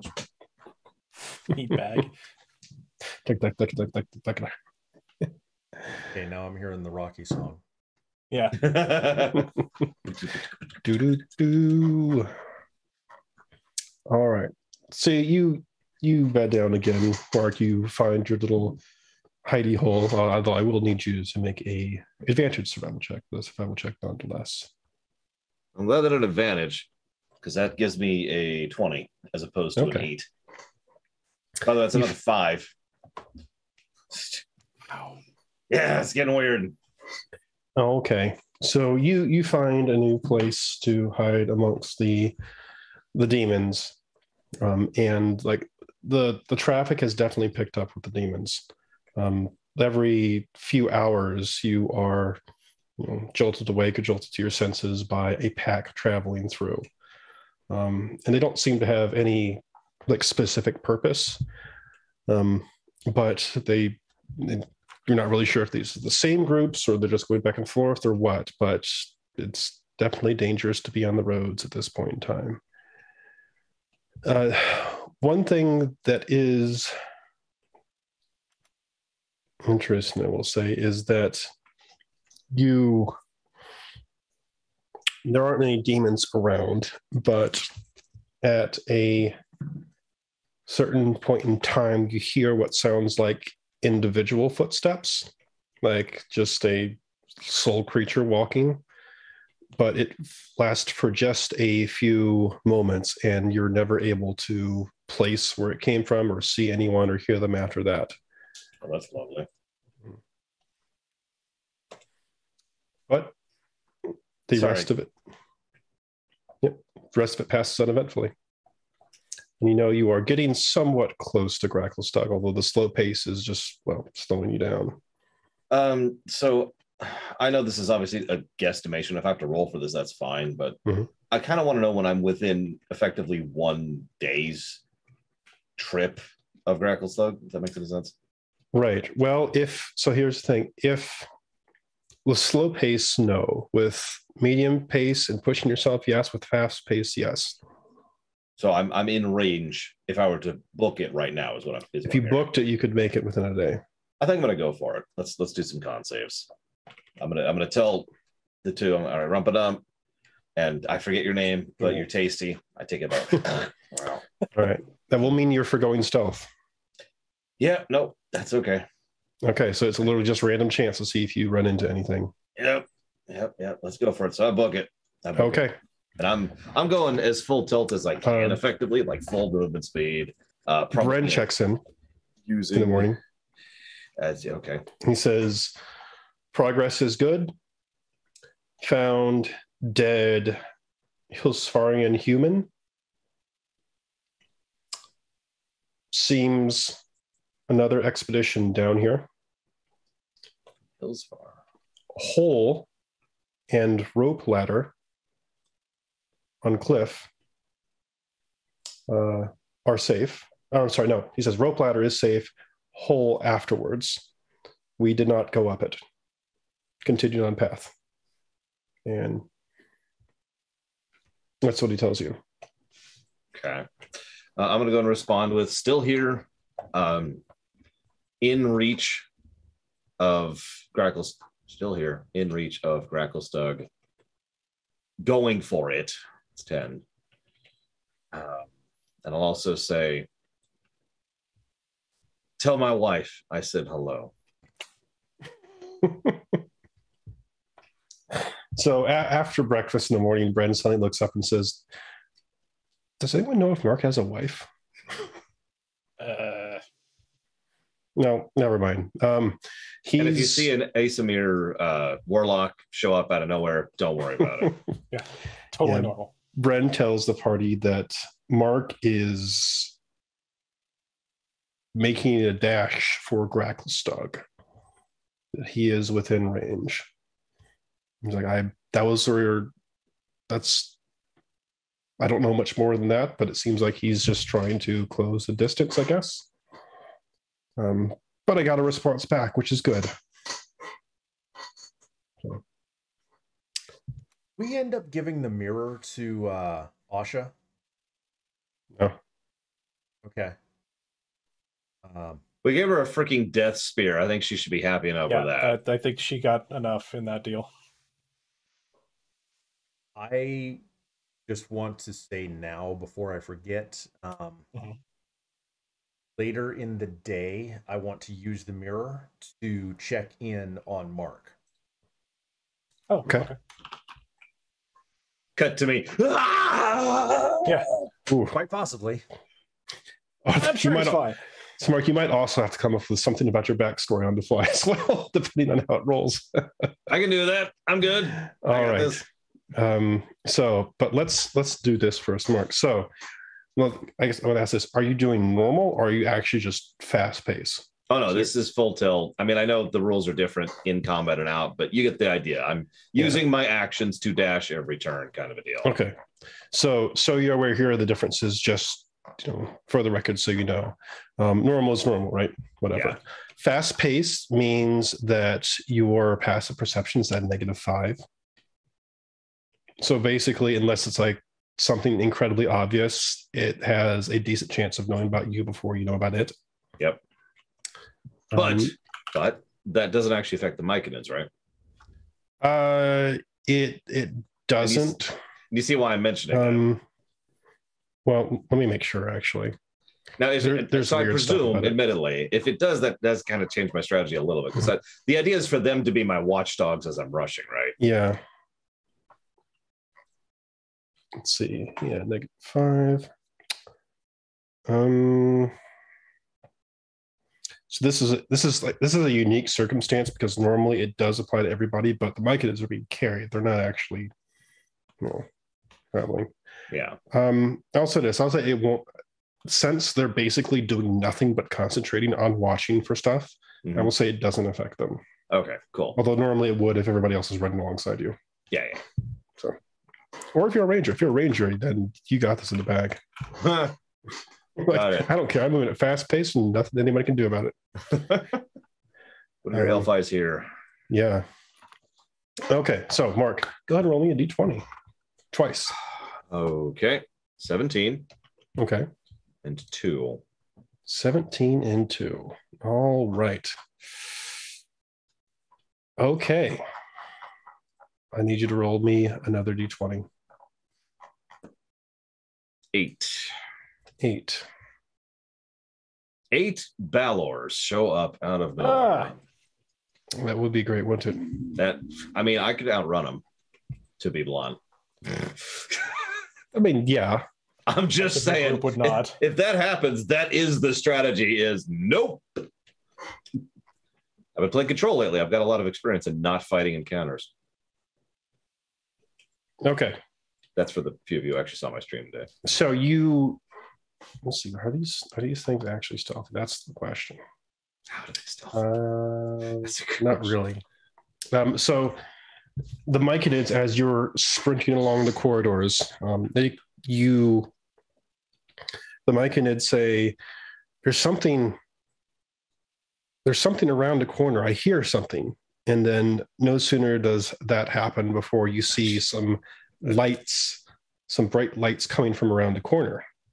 Okay. As they're rounding it. And you come into a swarm of glowing beetles, which are flying around the cavern and emitting bright lights, almost like they're just little miniature torches. And they seem to be swarming over the corpse of a Duergar, dressed in the familiar regalia of the Stone Guard. I was actually about to say, do I recognize them? I know they all look the same, but I mean, if you that's as much as you can tell in the swarm. If you want to try and shim away or stop, you can. Otherwise, I'm assuming you're just continuing on. Okay, yeah. I'm going to take it in a glance, and then I'm going to keep looking at it. Okay. Booking it. All right. Go ahead and do me another double d20 roll then. Okay. 1 second. That's going to be a 3 and a 19. I'm not sure which of those is bad, but one of them is. One of them is. All right. Do me another d20. Oh my gosh. Choose your fate. 11, right in the middle. 11. And one more. Oh my gosh. Okay. Just killing me here. 1. Oh, if you say roll again, then I'm extremely dead. I'm ready for this. I'm ready. Here it is. This is the Balors. I'm ready. All right. Pause one moment. I need to make a few rolls. Oh, geez. Yeah. Okay. And back to the surface team. Yeah, back to the surface team. I mean, you can pull that. Meanwhile. Yeah, it's gonna be meanwhile for now. I think people like some stuff in the background. That's fine. I will say this, Mark. As you are, well, you know what? I can figure this first part out just right now by doing this. Okay. Yep. Mark, as you are traveling along, you hear a cracking and a tremor, which doesn't knock you off your feet, but it shakes the ground, and there are a large number of gigantic rocks which fall from the wall and the ceiling. And we'll come back to that because they are directly in your path. I love it. It's straight out of a TV show. What's that? I mean, I'm no lie. One of the things you brought was rockfall. But there's an accompanying thing with it, which caused it. All right. So, meanwhile, back to the surface team. You off in the distance, you hear a tremor. No, you feel a tremor. No. You have been traveling this day for about 3 or 4 hours, and like the scent of fresh air has kind of gone away, but then it starts to come back again as you move away from the hole and then continue further down. And there's a sudden increase in the slope of the path, which starts to narrow a bit and lead up. It's still enough for the cart, but just barely. You're kind of having to go single file or side by side, depending on if you're in the cart space or not. And you feel a tremor, just very slight. You're like, whatever. And I'm sure it's nothing. Yeah. Bren perks his ears up and he says, "Wait, quiet. I hear something up ahead." Because I have amazing passive perception. Okay. Stop and listen. He listens for a moment and he says, "It sounds like there's somebody speaking off in the distance up ahead. It's up, though, up the slope. I can't tell what they're saying, but there's people talking." Sounds about mid to high range, I guess. No baritones. But I can't really make out what they're saying. It's just far enough away. Do you want me to... What should you do? I can try and sneak closer and see, but you're the leader. I don't really care. I'm all about the base. He leaves the party. You just see that has left the party. Worth it. Well, I for one don't have particularly high stealth skills. I probably shouldn't be the one to proceed up. Maybe someone else could. One says, I'm not sneaky, but I can kill anything that sees me not being sneaky. And Bryn offers to say, like, I'm pretty good at remaining unseen, and plus, I'm a dog. Like, they may not think anything of it, depending on who they are. You can give that a try. We'll just want to go in there and alpha strike, but who knows who they are? We're very close to the surface, so I don't know who this is. Let's hold off on the alpha strike and maybe learn more first. Alpha strike a bunch of priests of Lathander for no reason. They're up there. Well, 2 days till retirement. Fireball. Go up there, and there's like the entire council with Andrew up there or something. I don't know. He says, "Why?" He goes up to task and he says, "If you'll give me your blessing, I will proceed ahead."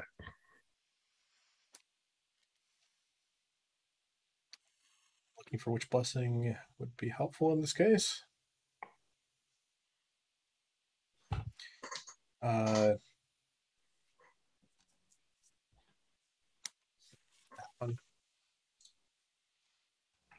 So he would, to benefit him, he would probably need a bonus to his skill checks, his attribute ability checks. So, like guidance or something like that would help that. Yeah, I thought I had that quick saved, but yes, guidance.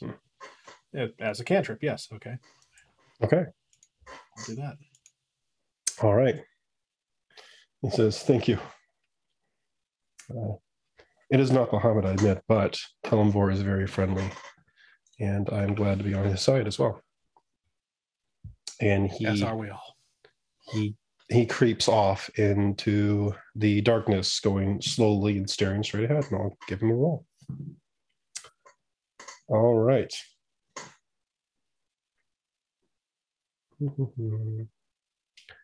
Meanwhile, back down in the Underdark party,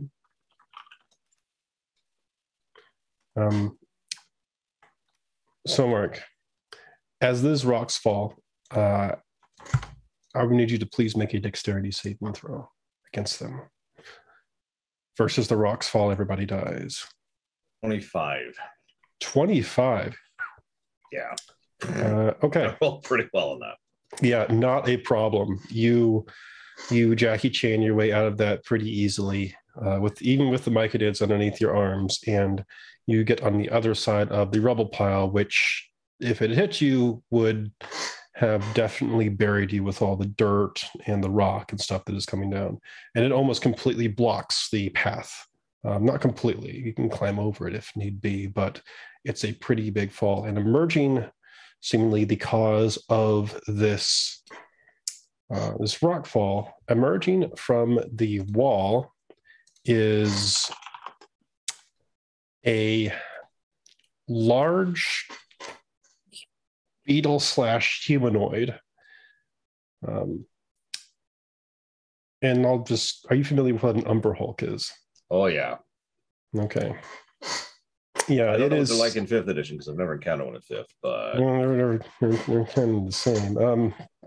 It is this nasty monstrosity that looks like somebody took a beetle with gigantic pincers and merged it with a humanoid creature and then grew it to a large size. It's got like a massive carapace on it. It's kind of like dirt colored, almost golden dirt colored.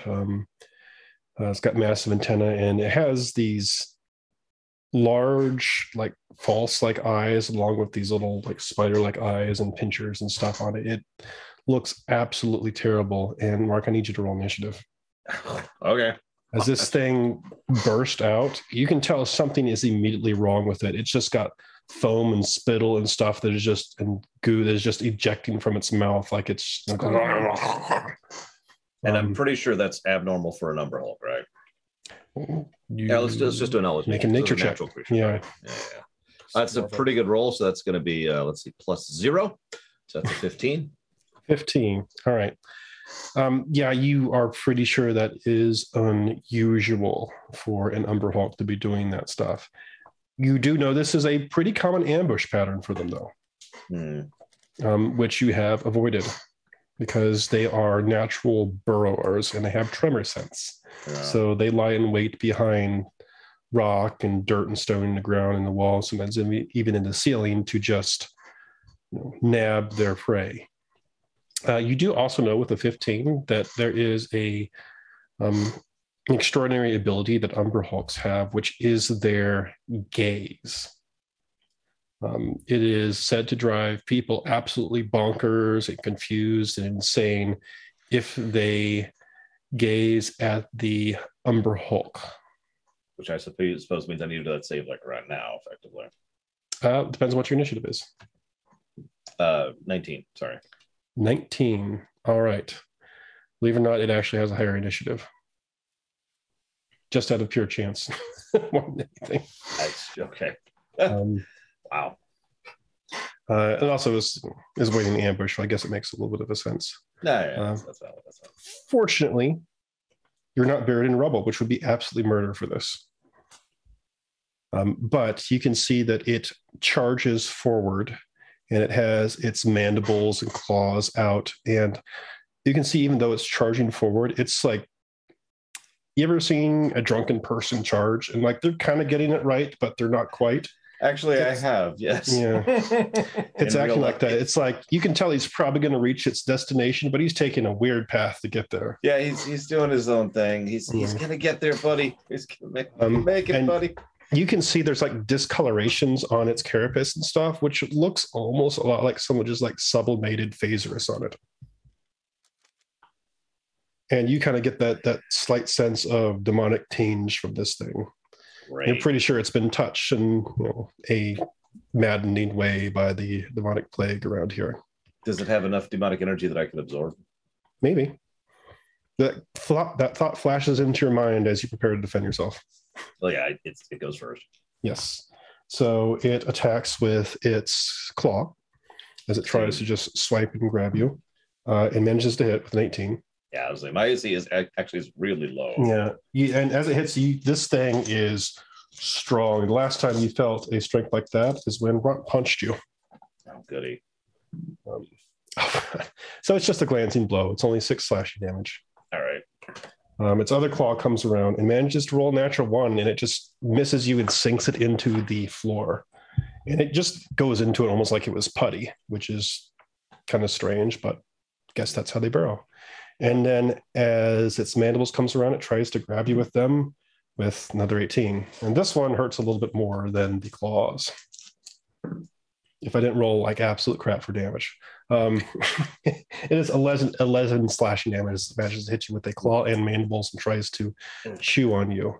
Now, it is your turn, and this is when you need to make a decision because you feel like as it's sitting there chewing on you with its mandibles, like there's this almost headache-inducing presence just coming from its head as you're almost looking that direction. Now, here's what you can do. Does it actually have? You can avert your eyes, but of course you'll be blind to this thing. Okay. But if you avert your eyes, you do not have to make the saving throw. This is going to sound like a strange question, but where is it in relation to my ability to escape through the hole? Through the hole that it made? But no, you said that the way is mostly blocked, but not completely. Yeah. Oh, well, I mean, if you just want to continue on to Gracklestug, it's not blocking it. It's not between you and that route. So unless you disengaged or you would take an attack of opportunity, but you could try and speed out of there. Will the Myconids take an attack of opportunity if I do that? No. Okay, good. Yeah, I think I'm going to go ahead and straight up disengage and just get out of here. Okay. All right, then I'm going to assume you're averting your gaze. Then yeah. Just sorry. Around and... Yeah, that was okay. The decider for that. Okay, so disengaging, and are you spending a key in that, or are you just straight up disengaging? I'll go ahead and spurt a key. Okay, so you make it 90 feet if you burn a key on it as a bonus action. I'm starting at this like this is really low speed. That's my warlock.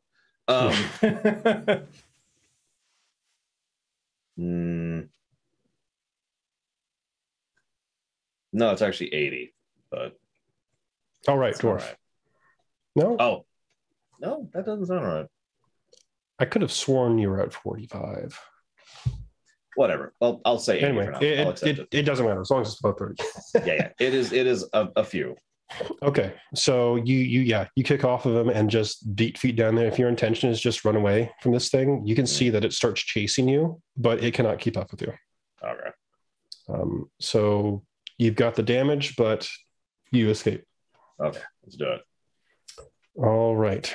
I am out of here.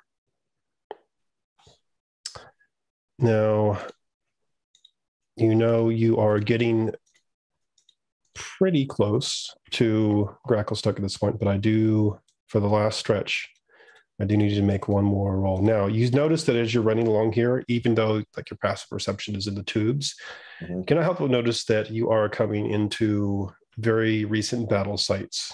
There are obviously have been clashes between various creatures, more than likely demons, and because you see bits and pieces of like manes and dretches and other things around here, and Duragar. I don't suppose I could tell who's winning at a glance. If you want to stop, you can. Nope. Like I'll tell you this: there's no obvious one-sided winner. Okay, that's kind of the question. Like if there's a real obvious predominance of one side's corpses, that's what I was worried about. Yeah, it's nothing that's like so obvious that you can just look at it and be like, oh, well, that side just slaughtered the other one. Yeah. By the way, I got a 15. A 15. All right.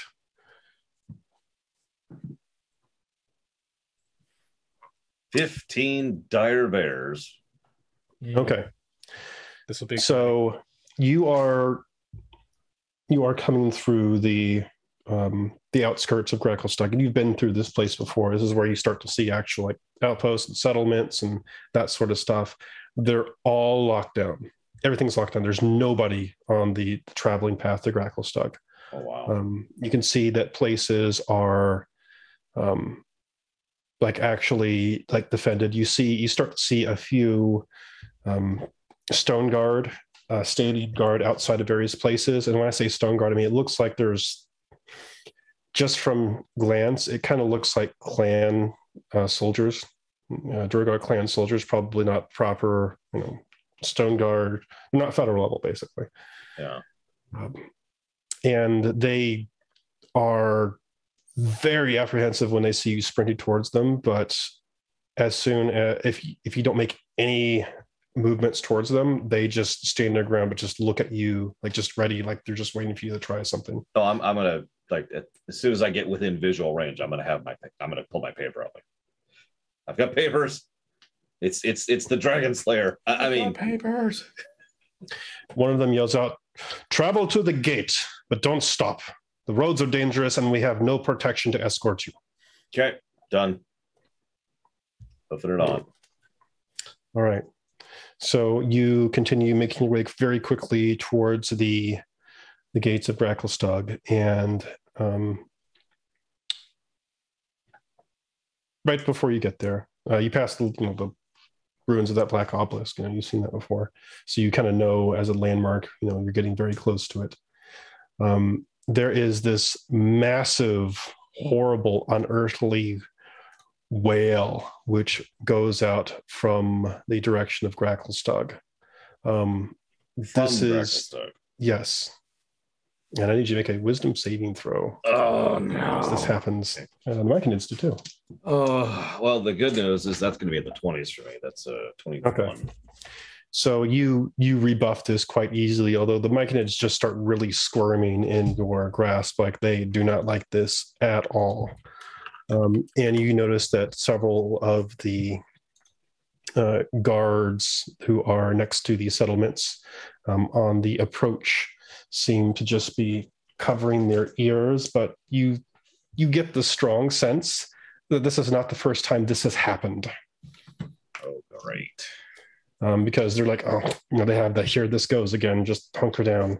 You see that most of what happens is several of the Duragar seem to just hunker down, and they just freeze, and they get smacked on the side of the helmet by the other Duragar, and when there's no response, they shout out that one of them's been locked up, and very quickly the defenses are unlocked for just a brief moment, and what looks like Duragar citizens drag the immobilized guard inside. Okay. The gates come into view, and you see that there are a massive amount of guards at the end, and at the walls. They're not moving anymore, but you see a lot of dretches and mains, and a couple other larger demons have been slain at the edges of them, at the walls and the gates. It's not quite War Z level, but they're getting that way. They're definitely, this is one of those things where it's like, you probably have a problem with ammunition at some point. Yeah. Although it's Bracklestug, who knows, maybe they're ready for this, but the walls are just lined with military. You see Cavalrachni, which are the Duragar with lances and crossbows on top of arachnid mounts. As a matter of fact, the Drow are riding some of these, so you recognize those instantly. Yeah. Dealt with that recently. Yeah, and there's countless repeating crossbows at the top, and there's a brief moment where every single gun is trained on you as you come into view, but you're sitting there. Yeah, paper. So papers. It's it's me. Even if they were a demon, someone would probably die if they shot someone showing papers. Yeah. Listen, I'm allowed, right? Yeah, and as you're running through, you see one of them turn around. You hear a shout out to them that there's a runner. Let them in quickly. And they don't do the whole paper check thing that they did before. It's literally just there's a smaller, they don't open the gates proper. Those are shut. There's a smaller gate which opens next to them, and there is a horde of soldiers which just pour out and literally just grab you and pull you in before they shut the door within a split second. Oh my gosh. And you are immediately in the middle of at least a dozen stone guard, and you see that there is they're obviously just not wanting to let go of you, and one of them says, "Show your papers here, but apologize just for a moment. We have to do a check to ensure you are not trying to infiltrate." Yeah, go ahead, do what you gotta do. So I definitely don't have any demonic essence on, man. Yeah, one of them grabs the papers, and you see that another one grabs this vial of what looks like water and start like pours it over your head. Okay. It burns. Yeah, exactly. Oh yeah, no, this is gonna go really bad. I can tell. And like, unfortunately, you're not like a demon, so it doesn't like hurt you. Okay. It just feels like mildly uncomfortable. It's like somebody poured something that doesn't agree with your skin. Like you're probably like, that's going to leave a rash later. Yeah. But it doesn't seem to invoke the response that they feared. So there's like a visible like relaxing as you get in, and the seemingly captain says, "Well, you are either brave or foolish, and you are lucky as well. Why have you come to Gracklestug? For protection? We have very, very few places for people." As a random curiosity, does my paper say that I own land here? I mean, one of them does. The ones that for entry don't, but it's more like just a general citizen thing. I kind of figured. I was just curious, but yeah, no, that's Don't you basically know who I am? Well, no, that's kind of going to be my answer. I live here. I was on an expedition when all this nonsense hit, and I was trying to get back. Plus, some of my companions here, and I gesture to the mic, and it's this is there's some fun roving packs out there. Let me tell you what. Yeah, one of the Drogar says, "I recognize this one. This is Mark from that group who helped with the dragon. They left just not a week or two ago." As I see, well, we will escort you to your residence. How long will you be staying? So I'm kind of holding up at the moment in preparation for my companions, catching back up with me. I see. Understandable. As you well know, we have been come under increasing attack within the past days. You are safe as long as you're within the city, but the keep has asked for all able-bodied people and those who have anything to surrender to offer their assistance at the keep in these trying times. But we'll escort you to your residence. Not that it matters, but I will mention that while I wait, I will assist with the defense because I'm not a freaking idiot. Well, there's no active defense going on at the moment. Yeah, I know, but I will volunteer to be an elite. Oh, right. You're to sally out or whatever, right? Yeah, you're like for king and country, like all that sort of stuff. Yeah. No, I do live here now. Yeah. So you get escorted back. One thing you do notice is that this place is even more tightly locked down than before. Any operations you see are military operations or citizens carrying out what is probably something related to that.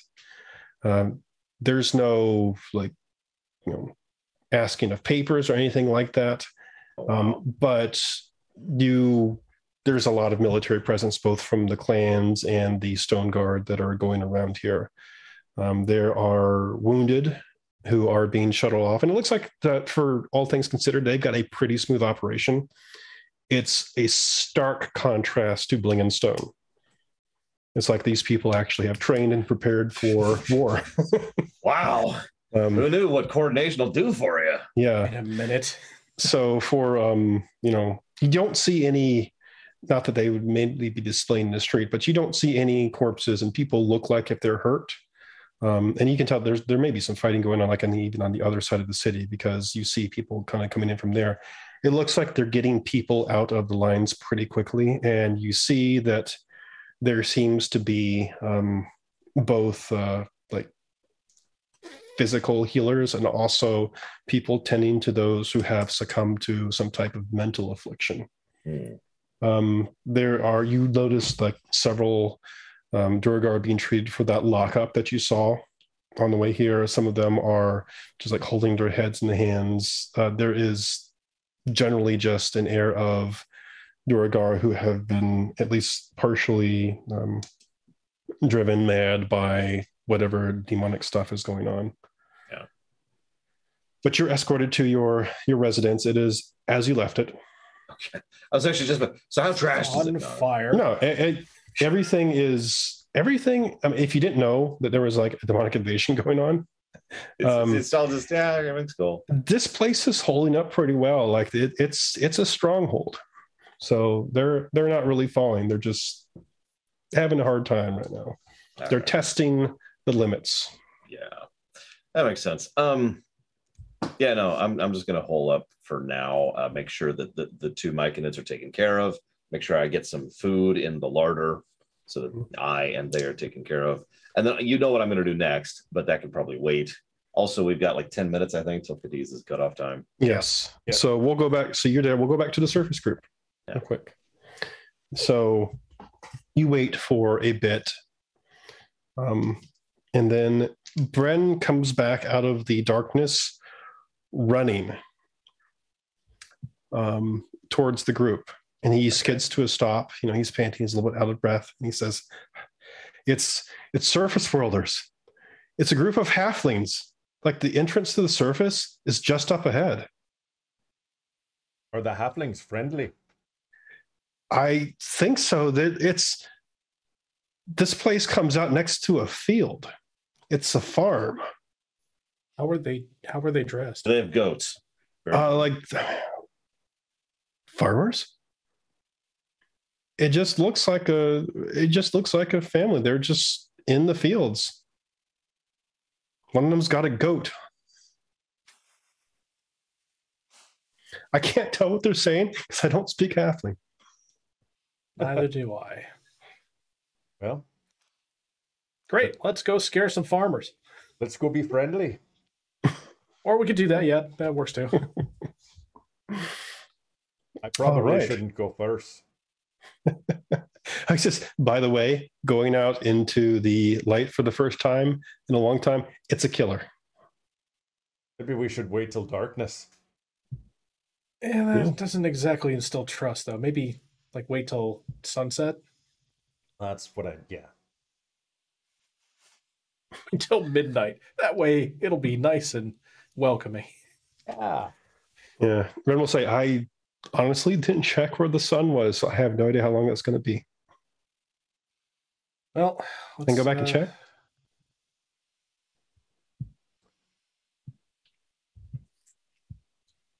Lever. Uh-oh. It's always terrifying when Liam's like, I've got to be clever. Yeah, I got this. I got this. Don't worry. It's cool. I got an idea.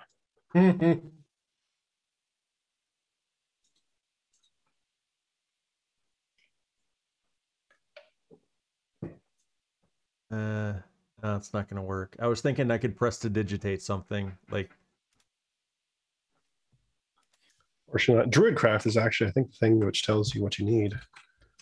Any druids? Any druid havers here? I'm going to multi-class into that, you know. Yeah. Just as a joke. Yeah. Just walk so you can walk around with plate armor on and be like, yes, I'm multi-classed. Yeah, I got nothing. So. All right.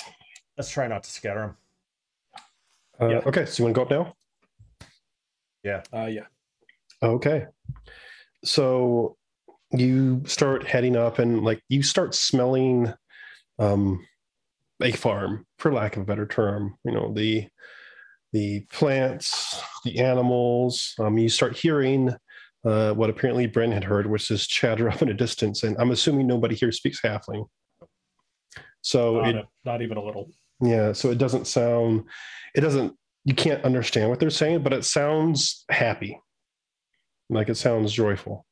And as you get further and further up, you start to see light spilling up ahead until it just becomes almost suddenly blazing as you see just over the lip of what seems to be the entrance to a fairly well hidden cave up at front. And it's for a second to try and get acclimated to this.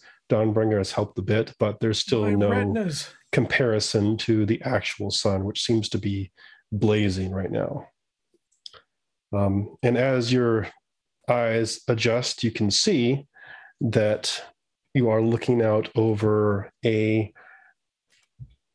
farm which has what looks like wheat or something like that is probably almost ready to harvest.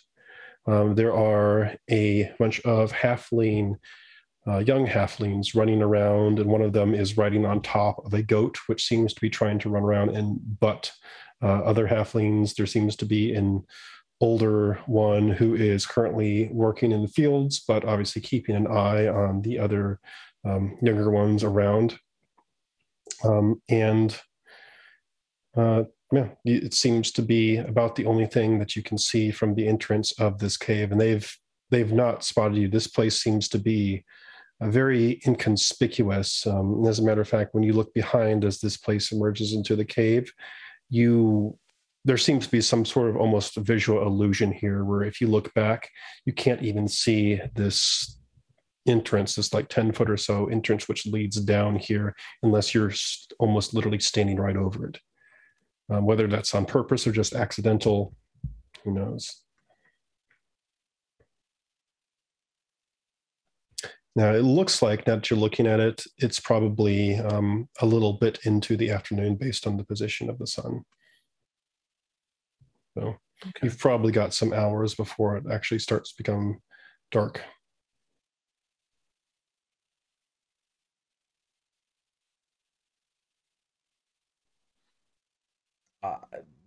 Gabagool says, let's go and meet them. I've never seen these things before.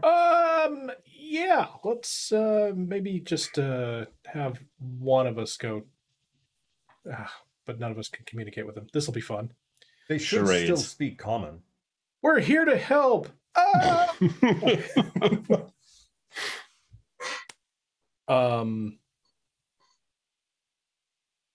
Yeah, I could go and try and talk to them.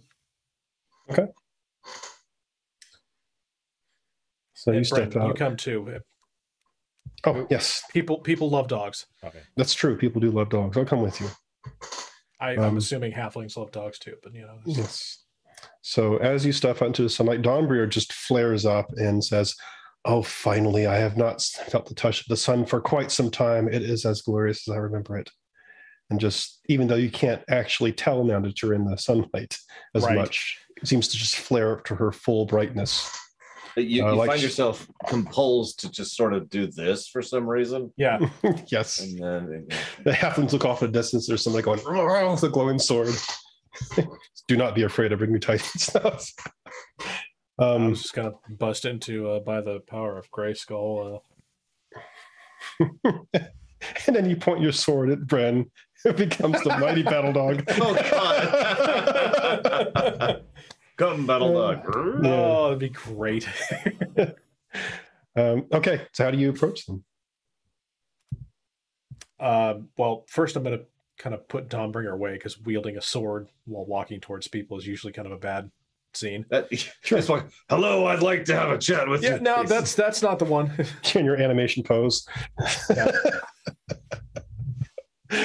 It's one of those games where they won't talk to you unless your sword's put away. Okay. Yeah, exactly like Skyrim. So command to sheath your weapon. Damn it. Yeah. What button is that? I keep. Oh, no, never mind.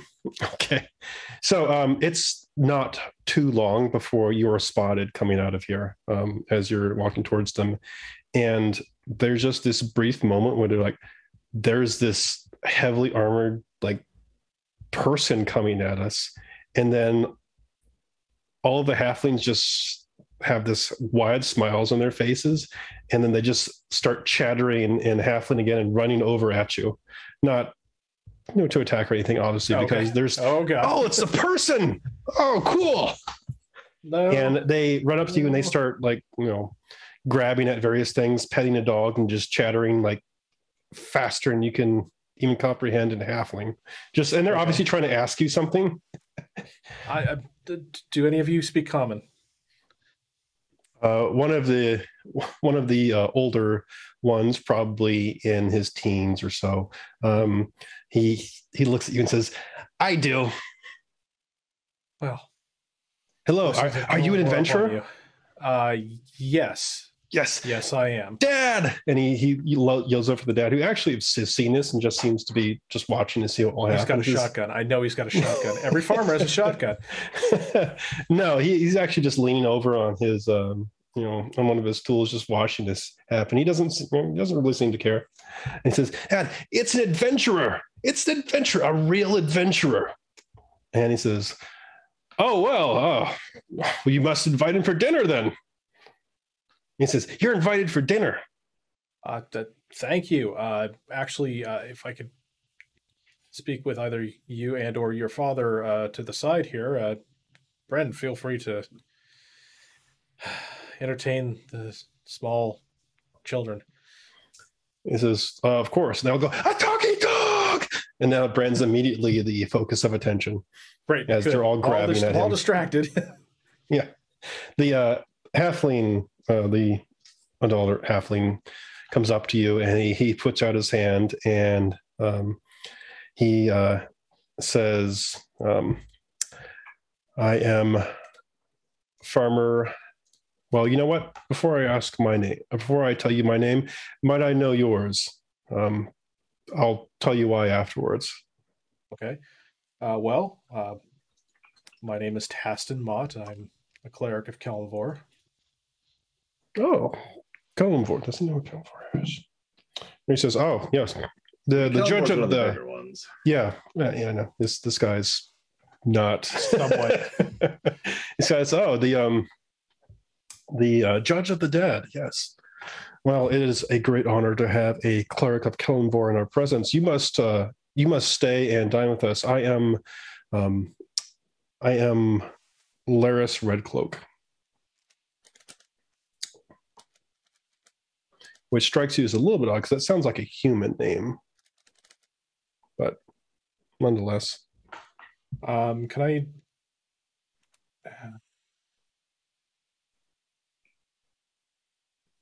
I'm going to roll an insight. Oh, sure. See if that makes any sense. 19. Okay. I mean, the sense you get from him is that he was expecting you to find this odd, as he kind of has this twinkle in his eye, like when he says that. Like he knows you're going to raise an eyebrow at this, but he doesn't seem to be like trying to intentionally hide anything as far as you can tell. You don't sense him being deceptive or anything. Well met, Master Redcloak. To be honest, I am not alone. In addition to the dog, I also have friends we've journeyed a long way. We've passed through the Underdark and have returned to the surface. The Underdark, you say? Wow, you've come quite a distance. You must be very, very hungry, you and your friends. How many should I tell to set the place out for? How do I explain this? He calls out, Vanny, we're going to have guests. And you hear from off in the distance, you hear someone answer, oh, well, all right, how many? 5 in the dog-ish. So 6. He says 6 guests. I mean, says, oh, all right. Are they big ones? You got any big folks that might eat a little more? You know what? It doesn't matter. We'll set it for all of you like you're big folks. Okay. He says 6 and just treat them like mountain giants. All right. He says, no, come. You've got to tell us about your adventures, you and your friends. Well, first, let me run you through my friends. First and foremost, my brother, Paladin of Kellenvor, Cuillin, he's with 2 me. adventures? Well, no, wow. It gets better. A blessing. My Are you an adventuring party? Are you an adventuring, exploring party? Yes, but not to bury the lead. We do have... Boy, how am I going to walk this through? We have a group member named Glabagul. He's friendly, but he is a gelatinous cube. So maybe want to keep the little ones from not touching him too much. He likes to mess up the floors. The best. I don't know much about this. Yeah, he'll probably mess up the floors. We'll probably want to have him outside. Oh, that's a shame. Well, that's okay. We've got some place for him. Okay. Well, I turn around and motion to everybody that it seems to be clear-ish. everyone comes out. He says, "Oh my, you didn't tell me you had an orc too." Ront, yes, he is. He's been invaluable in our travels. There's a place at our table for anybody. And he motions for everyone to come along, and there is all sorts of attention from the young ones, and you get to meet his wife Verna inside. They are already setting the place and getting ready for an early meal in the evening because they got to feed everybody. And you are treated to a very, very good halfling sourced meal from the surface world, something you've not had in quite some time. Everyone is peppered with questions about anything from the insignificant to the significant. You can sense they just seem to be asking random things because they have not really encountered anyone who has traveled quite like your group. And the meal lasts for a long, long time. Like, as long as you're willing to sit there, they'll just keep stuff coming. Well into the evening, as it were. Yeah. Well into the evening. Well, That into sounds the like a evening. good cutoff point to me. Yeah. Yes. But there is one thing that actually, Liam, you might notice. Because at some point, you got to get up before you just explode. Right? Maybe got to use the bathroom or whatever. You need a perception see the or night- anything, or No. Okay. You see the night sky for the first time in quite a while. But there seems to be something very, very off about the night sky. You notice that it has a odd discoloration compared to the normal blackness with the white dots in there. There are several of them which have turned to a reddish hue, and you swear that the discoloration reminds you just a bit of the Phaserus of the Underdark.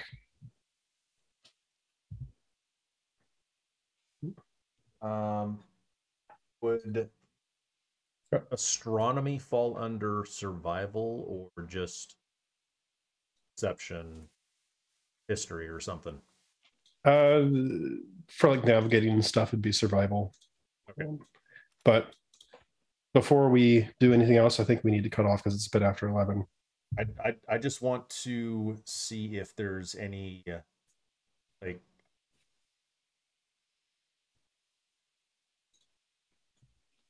is there anything with like the constellations said that it was like noticeable or anything? Yeah, so you could either make a wisdom survival or just a straight up intelligence. And if you're proficient, if you're proficient in any astronomy things, you could, but like you are. I don't think astronomy is an actual.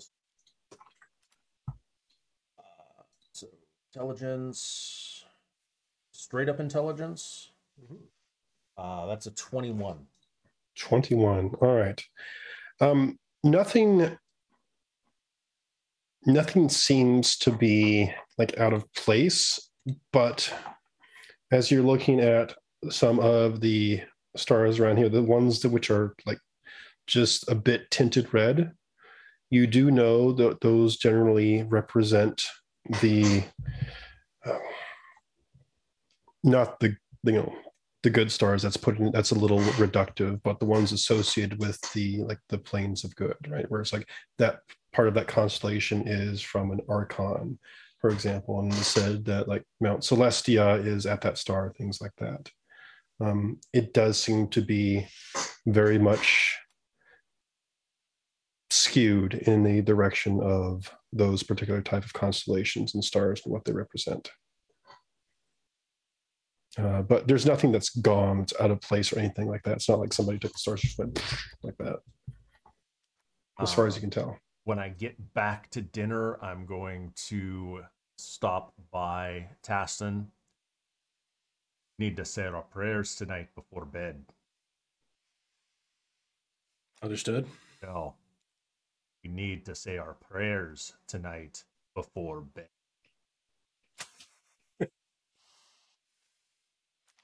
Dun dun dun. Unless you got anything else, I think that's a good place No, to that's cut good. That's a good cliffhanger.